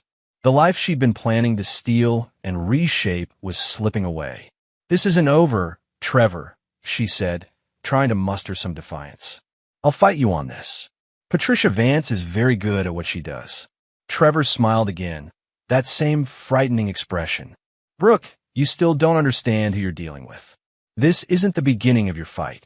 This is the end of everything you thought you could take from me. As Brooke and Castellano walked toward the door, Trevor called out one final time. Oh, and Brooke, you were right about one thing at the party. I'm clueless sometimes. I was clueless enough to trust you. But I'm not dumb, and I never forget. The door closed behind them with a quiet click, leaving Trevor alone in his house for the first time in 7 years. But he wasn't feeling lonely. He was feeling free, and he was just getting started. Chapter 5, The Aftermath. Trevor woke up Monday morning to 17 missed calls and 43 text messages. Word of Saturday night's revelation had spread through their social circle like wildfire, and everyone wanted to know what had really happened. He ignored most of them, focusing instead on the calls that mattered. The first was from his lawyer, Harrison Webb, who had been Trevor's legal counsel for business matters since he'd started the company. Webb had received an early morning call from Patricia Vance, who is now representing Brooke officially. She's claiming emotional abandonment and financial withholding, Webb said over coffee at their usual breakfast spot downtown. Vance is arguing that your business travel and long hours constituted constructive abandonment, which could invalidate the prenup. Trevor sipped his coffee calmly. What else? She's also claiming that you've been hiding assets and that the business valuation in the prenup was artificially low. She wants a complete forensic accounting of your finances going back 5 years. Let her have it, Trevor said. Every record, every receipt, every transaction. I have nothing to hide, and the business valuation was done by 3 independent firms. She's fishing. Webb looked surprised. Most clients in contentious divorces wanted to limit their spouse's access to financial records. Are you sure? A forensic accounting will cost both sides significant money and time. I'm sure. In fact, I want you to be completely cooperative with any reasonable request for information. The faster she realizes there's nothing to find, the faster this ends. What Trevor didn't tell Webb was that he'd spent the weekend making sure his financial records were not just clean, but would reveal something very interesting about Brooke's recent activities. The second important call was from Giuseppe Romano, who sounded embarrassed and apologetic. Trevor, I'm so sorry about Saturday night. If I had known what was happening, I never would have mentioned the Pinecrest property. Don't apologize, Giuseppe. You helped me more than you know. In fact, I have a proposition for you. Trevor had spent Sunday morning researching something that had been nagging at him since Saturday night. Castellano had been showing Brooke the house in Pinecrest, but the property record showed that it had been purchased 6 months ago by an LLC called Mountain View Holdings. The buyer had paid cash, well above asking price, and the purchase had been handled by Meridian Luxury Realty, Castellano's firm. A little more digging revealed that Mountain View Holdings was a shell company registered in Delaware, with Ryan Castellano listed as the managing member. Somehow, a real estate agent with significant gambling debts had managed to purchase a $2 million property with cash. Giuseppe, you know people in the restaurant business all over the region, right? Of course. It's a small community. I need you to ask around about something. Quietly. Find out if anyone has heard rumors about money laundering through real estate sales. Specifically, cash purchases of luxury properties through shell companies. There was a pause. That's a serious accusation, Trevor. I'm not accusing anyone of anything yet. I'm just curious about how a man with Ryan Castellano's financial profile could afford to buy a $2 million house with cash. Giuseppe agreed to ask around discreetly. Trevor suspected that Castellano's sudden wealth wasn't from real estate commissions alone. The third call was the most satisfying. Mitchell Hartley had spent the weekend doing additional surveillance and had discovered something interesting. Your wife didn't go home Saturday night, Mitchell reported. She went to Castellano's apartment and hasn't left.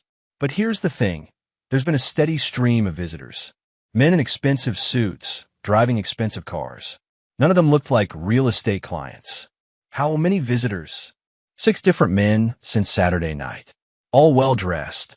All driving luxury cars with out-of-state plates. And here's the kicker. I ran the license plates. 3 of them came back to rental car companies, but the renters paid cash and used fake names. Trevor felt a familiar tingle of excitement, the same feeling he got when a complex construction project began to come together. Keep watching. I want to know who these people are and what they want with Castellano. The fourth call came Tuesday morning from an unexpected source, Castellano himself. Trevor, we need to talk. Castellano's voice was strained, desperate. There are things you don't understand about the situation. Such as, I can't discuss it over the phone. Can you meet me somewhere private? Trevor was intrigued, despite himself. Why would I want to meet with you? Because Brooke is in danger, and whether you believe it or not, so are you. Trevor agreed to meet Castellano at a construction site on the outskirts of town, one of Trevor's current projects that would be deserted on a Tuesday evening. He brought Mitchell along, positioned as a lookout, and wore a wire recording device. Castellano arrived looking haggard and nervous, constantly checking over his shoulder. Gone was the confident real estate agent who had shaken Trevor's hand at the birthday party. This man looked terrified. Talk, Trevor said without preamble. The house in Pinecrest, the one I showed Brooke, I didn't buy it legitimately. It was purchased with money that doesn't belong to me. Whose money? Castellano ran his hands through his hair. There are people from Chicago, investors who needed to clean money through real estate purchases. I helped facilitate the transactions, took a percentage. It was supposed to be simple: buy properties with their cash, hold them for a year, then sell and return their money clean. Money laundering. Yes, but something went wrong. The FBI started investigating some of their other operations, and now they're nervous about their assets. They want everything liquidated immediately, including the Pinecrest house. Trevor began to understand. But you can't sell it immediately without taking a loss. And you've been using the house to impress Brooke, letting her think you owned it. Exactly. And now they know about Brooke, about our relationship, about our plans. They think she's a liability, someone who could expose the operation. What do they want? Castellano looked physically ill. They want their money back with interest. $2.5 million by Friday, or they're going to eliminate what they see as loose ends. Meaning you and Brooke. Meaning all of us. They know about the divorce, about Brooke's plans to get money from you. They think this whole thing is a setup, that maybe you're working with law enforcement. Trevor almost laughed. His wife's affair had accidentally entangled them all with Chicago money launderers who now saw everyone involved as a threat. What do you want from me? Trevor asked. Help me get the money. Lend it to me, and I'll pay you back once this is resolved. I know you hate me, but Brooke doesn't deserve to die because of my mistakes. Trevor considered this. His wife had betrayed him, planned to steal from him, humiliated him. By all rights, he should walk away and let her face the consequences of her choices. But Trevor Raines had built his success on being smarter than his opponents, not just more ruthless. And he was beginning to see an opportunity in this situation that was far more satisfying than simple divorce proceedings. I'll help you, Trevor said finally. Castellano's relief was visible. Thank you. I know this doesn't make up for what we did, but I'm not helping you out of forgiveness, Trevor interrupted. I'm helping because this situation gives me leverage I didn't have before, and because I want to be the one who decides how this ends. Castellano looked confused. What do you mean? Trevor smiled, and once again it was that frightening expression that had become familiar over the past few days. I mean that you and Brooke just went from trying to steal from me to owing me your lives. And I always collect on my debts. Chapter 6. The Trap. Trevor spent Wednesday morning in his office, ostensibly reviewing construction schedules, but actually designing the most complex project of his career. Not a building this time, but a trap that would give him complete control over everyone who had betrayed him. The first component was the money. Castellano needed $2.5 million by Friday to pay off the Chicago investors. Trevor had that amount available, but lending it directly would be too simple. Instead, he structured it as a business transaction. He called Castellano with an offer. Trevor would purchase the Pinecrest property for $2.5 million, enough to satisfy the debt. But the sale would be contingent on specific conditions that would give Trevor ongoing leverage over both Castellano and Brooke. The first condition, Trevor explained over the phone, is that you and Brooke sign affidavits admitting to the affair and the plans to defraud me in the divorce. These documents will be held in escrow with my lawyer. Why do you need that? You already have evidence. The evidence I have could be challenged in court.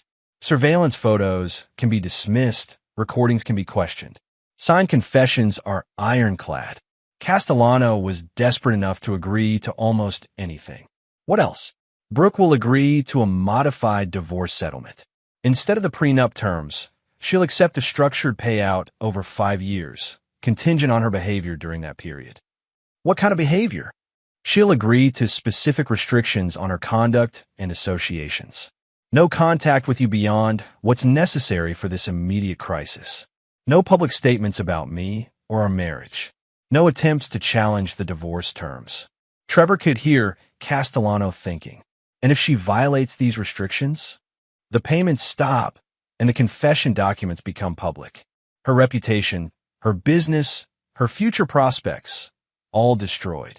The second component of Trevor's trap involved the Chicago money launderers themselves. Trevor had no intention of letting them simply disappear with their money clean. Through Mitchell's contacts in law enforcement, Trevor learned that the FBI was indeed investigating several Chicago-based operations for money laundering, but they lacked evidence of specific transactions. Trevor's purchase of the Pinecrest property would provide that evidence. He would document every aspect of the transaction, creating a paper trail that would lead federal investigators directly to the money launderers while keeping himself and his money legally protected. "You want to turn them in?" Mitchell asked when Trevor explained the plan. "I want them neutralized. As long as they're free, they're a threat to Brooke and therefore a threat to my ability to control the situation. If they're in federal custody, they can't retaliate against anyone." The third component was the most personal, Brooke herself. The structured payout Trevor was offering would keep her financially dependent on him for 5 years, during which time she would have to follow his rules or lose everything. It was a more elegant form of revenge than simply destroying her in divorce court. But Trevor's plan went deeper than financial control. He was going to use this crisis to reshape the entire situation to his advantage. On Thursday morning, Trevor met with Brooke for the first time since Saturday night. She agreed to the meeting only because Castellano had explained the danger they were in and how Trevor's offer was their only way out alive. They met at a neutral location, a conference room at Webb's law office downtown. Brooke looked exhausted and frightened, a far cry from the confident woman who had called him clueless and dumb just 5 days earlier. "Ryan told me about your offer," she said without preamble. "I want to understand the terms." Trevor slid a document across the table. "It's all laid out there. You sign the confession, agree to the behavior restrictions, and accept the structured payout. In return, you get out of this situation alive and with enough money to start over." Brooke read through the document carefully. Some of these restrictions are pretty severe. No public appearances without approval. No social media posts about our marriage. No contact with Ryan except for emergencies. "You chose to make our private life public when you had your affair," Trevor said. "These are the consequences of that choice. And what happens after 5 years? After 5 years, if you've followed all the terms, you'll have received approximately $1.2 million and be free to live your life however you choose. That's far more than the prenup would have given you." Brooke looked up from the document. "Why are you doing this? You could have just let us deal with the Chicago people ourselves." Trevor had been expecting this question. "Because I don't like loose ends and I don't like being threatened by proxy. As long as you and Ryan were in danger from these people, they were a potential threat to me as well." It was partly true, but not the whole truth. The whole truth was that Trevor had realized something important over the past few days. Destroying Brooke completely would be satisfying in the short term, but controlling her completely would be satisfying for much longer. "I need guarantees," Brooke said. "How do I know you won't just take my signed confession and use it against me anyway?" "Because it benefits me more to have you alive, functional, and under my control than it does to have you destroyed. A destroyed enemy is no longer useful. A controlled enemy can be very useful indeed." Brooke stared at him, perhaps finally beginning to understand who she had really been married to for 7 years. "You're enjoying this. I'm solving a problem efficiently. Whether I enjoy it or not is irrelevant." The meeting lasted 2 hours. By the end, Brooke had signed the confession and agreed to all of Trevor's terms. She would receive $240,000 per year for 5 years, paid monthly, contingent on her following the behavior restrictions.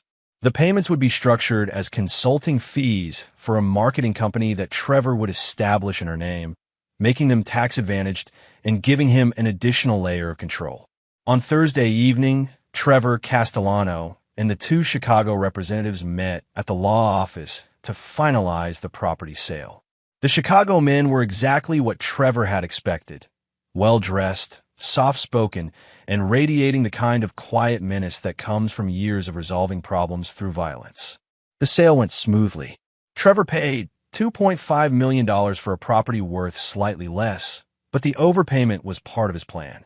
The Chicago money was now officially clean, having passed through a legitimate real estate transaction with proper documentation. What the Chicago representatives didn't know was that Mitchell had photographed them arriving and leaving, that the law office had security cameras recording everything, and that Trevor had insisted on documentation that clearly identified the source of their original payment for the property. By Friday afternoon, when the FBI received an anonymous tip about money laundering activities involving specific properties and specific individuals, they would have enough evidence to move quickly. Trevor's trap was set. The Chicago money launderers would soon be in federal custody. Castellano was financially ruined and professionally destroyed, dependent on Trevor's silence to avoid criminal charges. Brooke was under Trevor's complete control for the next 5 years, her reputation and financial future contingent on her compliance with his terms. As Trevor drove home Friday evening, he reflected on the week's events. 7 days ago, he had been a successful businessman with an unfaithful wife planning to steal his money.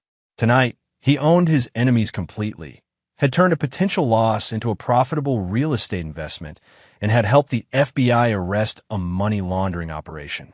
Most importantly, he had proven to himself and everyone else that Trevor Raines was not a man to be betrayed, underestimated, or crossed. The reckoning was complete, but Trevor was just getting started. Chapter 7. The New Order. 3 months after the birthday party that changed everything, Trevor's life had settled into a rhythm that satisfied him deeply. The FBI raids on the Chicago money laundering operation had made front-page news, with federal prosecutors calling it one of the most successful organized crime busts in recent years. Ryan Castellano's name had been mentioned in several articles as someone who had cooperated with federal authorities, which effectively ended what remained of his real estate career. Brooke was living in a modest apartment downtown, working to rebuild her marketing consultancy under Trevor's watchful eye. The monthly payments from Trevor's consulting company kept her afloat, but every expenditure over a certain amount required his approval. She had learned to send him detailed monthly reports on her activities, her clients, and her finances. The behavior restrictions were working exactly as Trevor had intended. Brooke's social media presence had been carefully curated to avoid any mention of their marriage or divorce. Her public appearances were limited and pre-approved. Most importantly, she had maintained complete silence about Trevor's role in resolving the Chicago situation, understanding that any breach of their agreement would result in immediate financial ruin. But Trevor's control extended far beyond the formal terms of their agreement. He had systematically undermined Brooke's ability to rebuild her life independently by using his business connections to influence her professional opportunities. When Brooke pitched marketing services to Romano's restaurant chain, Giuseppe politely declined after a quiet word from Trevor.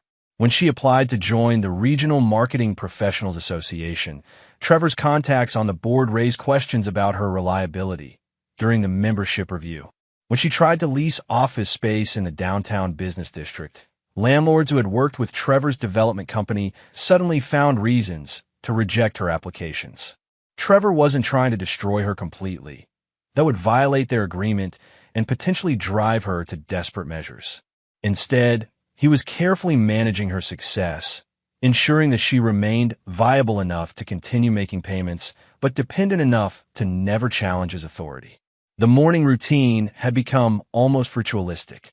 Every first Monday of the month, Brooke would arrive at Trevor's office to deliver her monthly report and receive instructions for the coming month. She would sit across from his desk, professionally dressed and carefully composed, while he reviewed her activities and finances with the attention to detail he applied to construction projects. The Romano account, Trevor said during their December meeting, reading from her report. You marked it as a potential client, but noted they declined your services. Yes. Giuseppe said they were happy with their current marketing firm. Trevor made a note in the margin of her report. And the Westfield Mall project? Still pending. The decision committee wants to interview 3 more candidates before making a choice. Another note. Trevor knew that the Westfield project would be awarded to a firm whose owner owed Trevor favors from a previous development deal, but he didn't mention this to Brooke. Your expenses last month were reasonable, Trevor continued, but I noticed you had several dinners out that weren't marked as business expenses. Who were you dining with? Brooke's jaw tightened slightly. This was always the part of their meetings that tested her composure. Friends, social dinners, nothing that violates our agreement. I'm not accusing you of violating anything. I'm maintaining oversight of my investment in your stability. The language Trevor used was always carefully chosen. He never spoke to Brooke as an ex-husband or as someone exercising personal control over her life. Everything was framed in business terms, as if he were managing a particularly important construction contract. "There is one matter we need to discuss," Trevor said, setting down her report. "I understand Ryan Castellano has been trying to contact you." Brooks carefully maintained composure, slipped for just a moment. "He's called a few times. I haven't responded. What does he want?" "I don't know. I haven't spoken to him since the property sale." Trevor had actually been monitoring Castellano's communications through Mitchell's ongoing surveillance. Castellano was desperately seeking work, had been evicted from his apartment, and was apparently hoping to convince Brooke to help him financially. The irony wasn't lost on Trevor.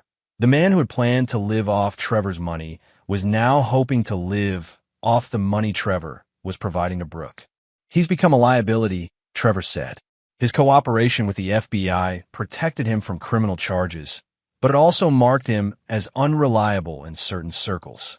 People in this business don't trust someone who cooperates with federal investigators, even when that cooperation was necessary for survival. "What are you saying?" "I'm saying that any contact with Ryan could reflect poorly on your own reputation." Guilt by association. Brooke understood. Trevor was telling her that maintaining any relationship with Castellano could jeopardize her financial arrangement. It was another layer of control, another way of isolating her from anyone who might encourage her to challenge Trevor's authority. After Brooke left his office, Trevor walked to the window and looked out at the city skyline. Several of the buildings he could see had been constructed by his company. Others were being developed by competitors who had learned to respect Trevor's position in the market. The intercom buzzed. "Mr. Raines? Mitchell Hartley is here to see you." Mitchell entered with his usual efficient demeanor, carrying a folder of surveillance reports and photographs. Their monthly meetings had become routine as well. Brooks maintaining compliance with all the restrictions, Mitchell reported. No unauthorized contacts, no public statements about the divorce, no attempts to challenge the financial arrangements. And Castellano, he's struggling. Lost his real estate license last month. Turns out the state board doesn't like money laundering convictions, even when charges were dropped. He's been working construction jobs, day labor mostly. Trevor nodded. Any indication he's planning to cause problems? None. If anything, he seems broken. The FBI cooperation saved him from prison, but destroyed his reputation and his career. He's been asking mutual acquaintances about Brooke, but no one's telling him anything useful. Keep monitoring both of them. I want to know about any changes in their situations or behavior. After Mitchell left, Trevor returned to his desk and opened a different folder, one containing information about potential new business ventures. The money from the Pinecrest property sale had been reinvested in a commercial development project that was already showing strong returns.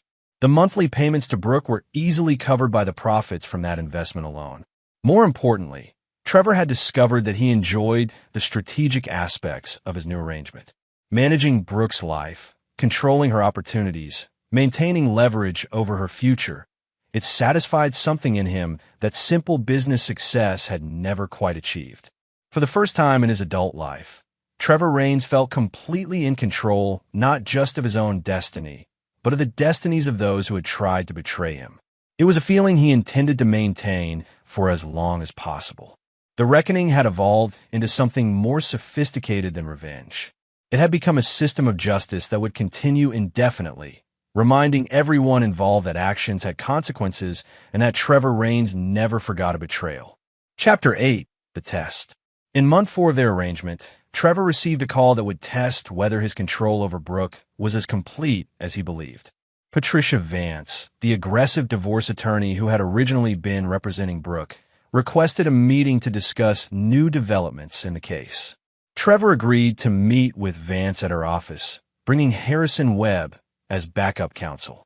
Vance's office was exactly what Trevor had expected: glass and steel, expensive art, furniture designed to intimidate clients into accepting large legal bills. "Mr. Raines," Vance began, "I've been in touch with your ex-wife recently. She's expressed some concerns about the current financial arrangement between you two." Trevor remained silent, letting Webb handle the initial response. "My client's divorce settlement was concluded months ago Webb said. If Mrs. Raines has concerns about compliance, those should be addressed through proper channels. The issue isn't compliance, Vance continued. The issue is duress. Mrs. Raines has retained my services to explore whether she was coerced into accepting terms that were substantially different from what she was originally entitled to under state law. Trevor felt a familiar tingle of excitement. This was the kind of challenge he'd been expecting eventually. Brooke was testing the boundaries of their arrangement, probably hoping to find a way out of the behavior restrictions while keeping the financial benefits. What specific claims of duress is she making? Webb asked. Vance slid a document across the conference table. Mrs. Raines alleges that she was threatened with physical harm by associates of Mr. Castellano's former business partners if she didn't accept the modified settlement terms. She claims that Mr. Raines used this threat to coerce her into signing away rights she was entitled to under the original prenuptial agreement. Trevor read through the document carefully. It was cleverly constructed, technically true in some respects, but misleading in others. Brooke had been threatened by the Chicago money launderers, and Trevor had used that situation to his advantage in structuring their settlement. But the document implied that Trevor had orchestrated the threats himself, which wasn't true. This is an interesting interpretation of events, Trevor said finally, but it's also provably false. How so? Trevor looked at Webb, who nodded. They had prepared for this possibility. Because I have documentation proving that Mrs. Raines knew about the Chicago situation before our divorce settlement was even discussed. I have recordings of her and Mr. Castellano discussing how to handle the money laundering discovery weeks before they approached me for help. This was a bluff, but a calculated one. Trevor suspected that Brooke and Castellano had been aware of the Chicago money source for some time before the crisis came to a head, and that Brooke's current legal strategy was based on the assumption that Trevor couldn't prove her prior knowledge. Vance's expression remained neutral, but Trevor caught a flicker of uncertainty. What recordings? Surveillance audio captured during the investigation of their affair. Mrs. Raines and Mr. Castellano discussed the money laundering situation and how it might affect their plans for our divorce settlement. They specifically talked about using any threats from Chicago as leverage to get better terms for me. This was a more significant bluff, but Trevor was confident in his reading of the situation. Brooke's legal strategy depended on portraying herself as an innocent victim caught up in Castellano's criminal activities. If she had prior knowledge and had tried to use the situation to her advantage, her claims of duress would collapse. I'd like to hear these recordings, Vance said. I'm sure you would.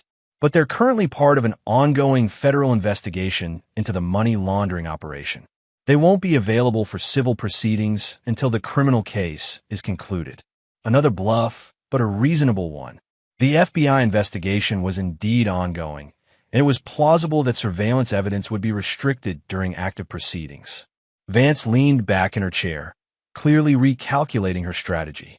Even if Mrs. Raines had prior knowledge of Mr. Castellano's activities, that doesn't negate claims of duress during the settlement negotiations. Actually, it does, Webb interjected. If Mrs. Raines entered into settlement negotiations knowing about the Chicago situation and hoping to use it to her advantage, she can't later claim she was coerced by that same situation. Trevor watched Vance's face as she realized that her client's legal position was weaker than she'd initially believed.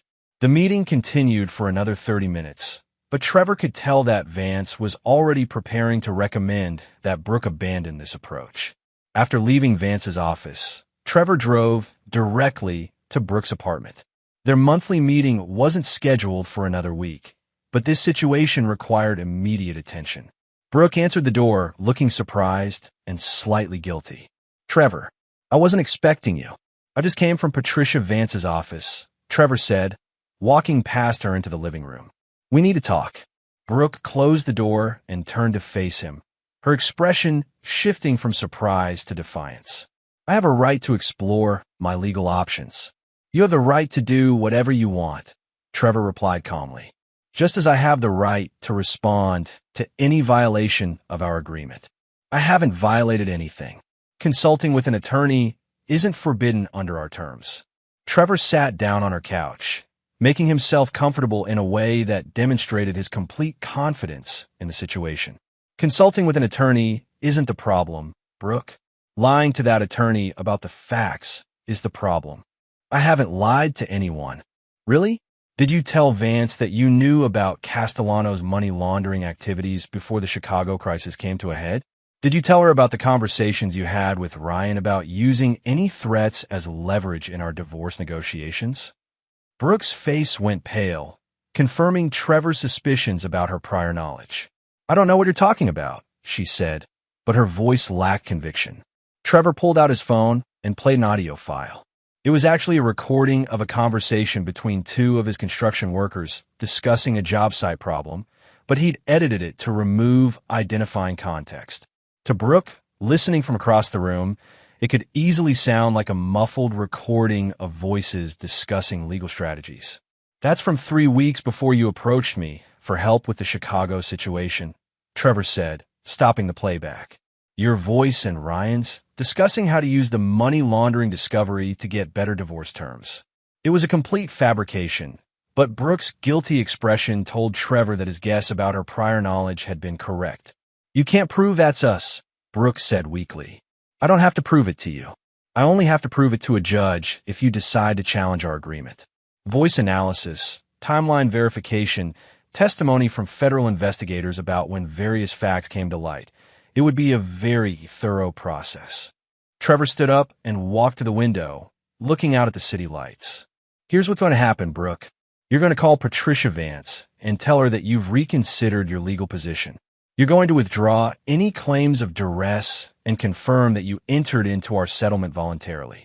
And if I don't, Trevor turned back to her with that same frightening smile she'd seen so many times over the past few months. If you don't, I'll release the recordings to the FBI as evidence that you were attempting to obstruct their money laundering investigation by using criminal threats as leverage in a civil proceeding. You'll be facing federal charges for interfering with an ongoing investigation. Brooke stared at him, finally understanding the depth of her miscalculation. She had thought she could find a legal way out of their arrangement, but Trevor had anticipated this move and prepared countermeasures. You're bluffing, she said, but her voice betrayed her uncertainty. Am I? Are you willing to bet your freedom on that assumption? The room fell silent as Brooke realized that she had no good options. Challenging Trevor's control meant risking criminal prosecution based on evidence that she couldn't verify, but couldn't afford to ignore. What do you want me to tell Vance? She asked finally. Tell her the truth. That you consulted with her because you were hoping to find a way out of an agreement that you now regret, but that upon reflection, you realized that the agreement was fair and that you entered into it voluntarily. Trevor walked to the door, then turned back one final time. This was a test, Brooke. You failed it. Don't test me again. As Trevor drove home, he reflected on how satisfying it had been to watch Brooke's legal strategy collapse under the weight of her own deceptions. She had tried to use the system against him, but Trevor understood the system better than she did. More importantly, this incident had proven that his control over Brooke was even more complete than he'd realized. She wasn't just following his rules because of the financial benefits. She was following them because she was genuinely afraid of the consequences of defying him. That fear was the foundation of everything Trevor had built since the birthday party 6 months ago. And now he knew that foundation was solid enough to support whatever he decided to build on top of it. Chapter 9. The Resolution. 2 years after the birthday party that had changed everything, Trevor Raines stood in his office looking out at the latest addition to the city skyline, a 30-story mixed-use development that bore his company's signature architectural style. The building would house offices, luxury condos, and ground-floor retail space, including a restaurant that Giuseppe Romano was opening as his flagship location. The project had been Trevor's most ambitious yet, and its success had cemented his position as the dominant commercial developer in the region. More importantly, it had been funded in part by the profits from the Pinecrest property and other investments that had grown out of his calculated response to Brooke's betrayal. Trevor's control over his former wife had evolved over 24 months into something more sophisticated than simple revenge. Brooke had become, in effect, a controlled asset whose activities and success Trevor managed like any other business investment. The monthly reports continued, the behavior restrictions remained in place, and the financial payments created a dependency that guaranteed her compliance. But Trevor had realized something important during their second year of this arrangement. Complete control was only satisfying if it was occasionally challenged. Brooke's attempt to use Patricia Vance to escape their agreement had provided exactly the kind of test that reminded Trevor why he enjoyed this power. So when Mitchell knocked on his office door that Thursday morning with news that would require another major decision, Trevor was almost pleased to have a new problem to solve. Castellano's dead, Mitchell announced without preamble. Trevor looked up from the architectural plans he'd been reviewing. Ow! Car accident last night. Single vehicle. Ran off the road near the interstate. Police are calling an accident, but the circumstances are suspicious. Trevor gestured for Mitchell to sit down. Explain. Castellano had been working construction jobs for the past year, barely making ends meet. But yesterday, he deposited a check for $50,000 into his bank account. A few hours later, he's dead in a car crash on a road he had no reason to be traveling. Who wrote the check? That's the interesting part. It was from a company called Mountain View Holdings. Trevor felt a familiar tingle of excitement. Mountain View Holdings was a shell company that the Chicago money launderers had used to purchase the Pinecrest property. According to federal prosecutors, that operation had been completely shut down with all principals either in prison or under federal supervision. Someone's using the old company name, Trevor mused. Either the Chicago people have contacts who weren't caught, or someone else has taken over their local operations. There's more, Mitchell continued. I checked with my FBI contact. Castellano had been asking questions about witness protection programs. He was scared of something, maybe trying to get federal protection again. Trevor understood immediately. Someone connected to the original money laundering operation had approached Castellano, either to eliminate him as a potential witness or to use him for new criminal activities. The $50,000 might have been payment for services, or it might have been bait to get him to a specific location. What does this mean for Brooke? Trevor asked. If someone's trying to tie up loose ends from the Chicago operation, she could be next on their list. She knows as much about the money laundering as Castellano did, maybe more. Trevor walked to his window and looked out at the city he'd helped build. Castellano's death created both a problem and an opportunity. The problem was that Brooke's safety was now genuinely at risk, which could disrupt Trevor's carefully managed control over her life. The opportunity was that this crisis would give Trevor leverage to restructure their relationship entirely. Schedule a meeting with Brooke for this afternoon, Trevor told Mitchell, and increase surveillance on her activities immediately. If someone is cleaning up witnesses, I want to know about it before they make a move. Trevor spent the rest of the morning considering his options. He could simply warn Brooke about the potential threat and let her handle her own security. He could provide protection for her as part of their existing arrangement. Or he could use this crisis to fundamentally change the terms of their relationship. By the time Brooke arrived at his office that afternoon, Trevor had decided on the most ambitious option. Ryan Castellano is dead, Trevor said without preamble as soon as she sat down. Brooke's face went white. What happened? Car accident, but the circumstances suggest it wasn't accidental. Someone gave him $50,000 yesterday. Then he died a few hours later. Who will want to kill Ryan? Someone who's concerned about his knowledge of the Chicago money laundering operation, which means they might be concerned about your knowledge as well. Brooke's hands were shaking as she absorbed this information. What do I do? Trevor had been waiting for exactly this question. You have 3 options. First, you can go to the FBI and request witness protection. They'll relocate you, give you a new identity, and you'll spend the rest of your life looking over your shoulder. What's the second option?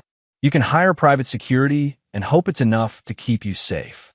That would be expensive, and there's no guarantee it would work. Brooke was gripping the arms of her chair. And the third option? You accept my complete protection in exchange for a permanent modification of our arrangement. Trevor had spent hours crafting this proposal. Instead of the current 5-year agreement with behavior restrictions and monthly payments, Brooke would become essentially a permanent dependent. She would move into a secure property that Trevor controlled, accept a comprehensive security arrangement that he managed, and surrender any pretense of independence in exchange for complete safety. "You want me to become your prisoner," Brooks said. "I want you to become my responsibility." "There's a difference." Trevor outlined the terms he'd prepared. Brooke would live in a luxury condo that Trevor owned in the most secure building downtown. Her movements would be monitored for security purposes, but she would be free to work, socialize, and live normally within those constraints.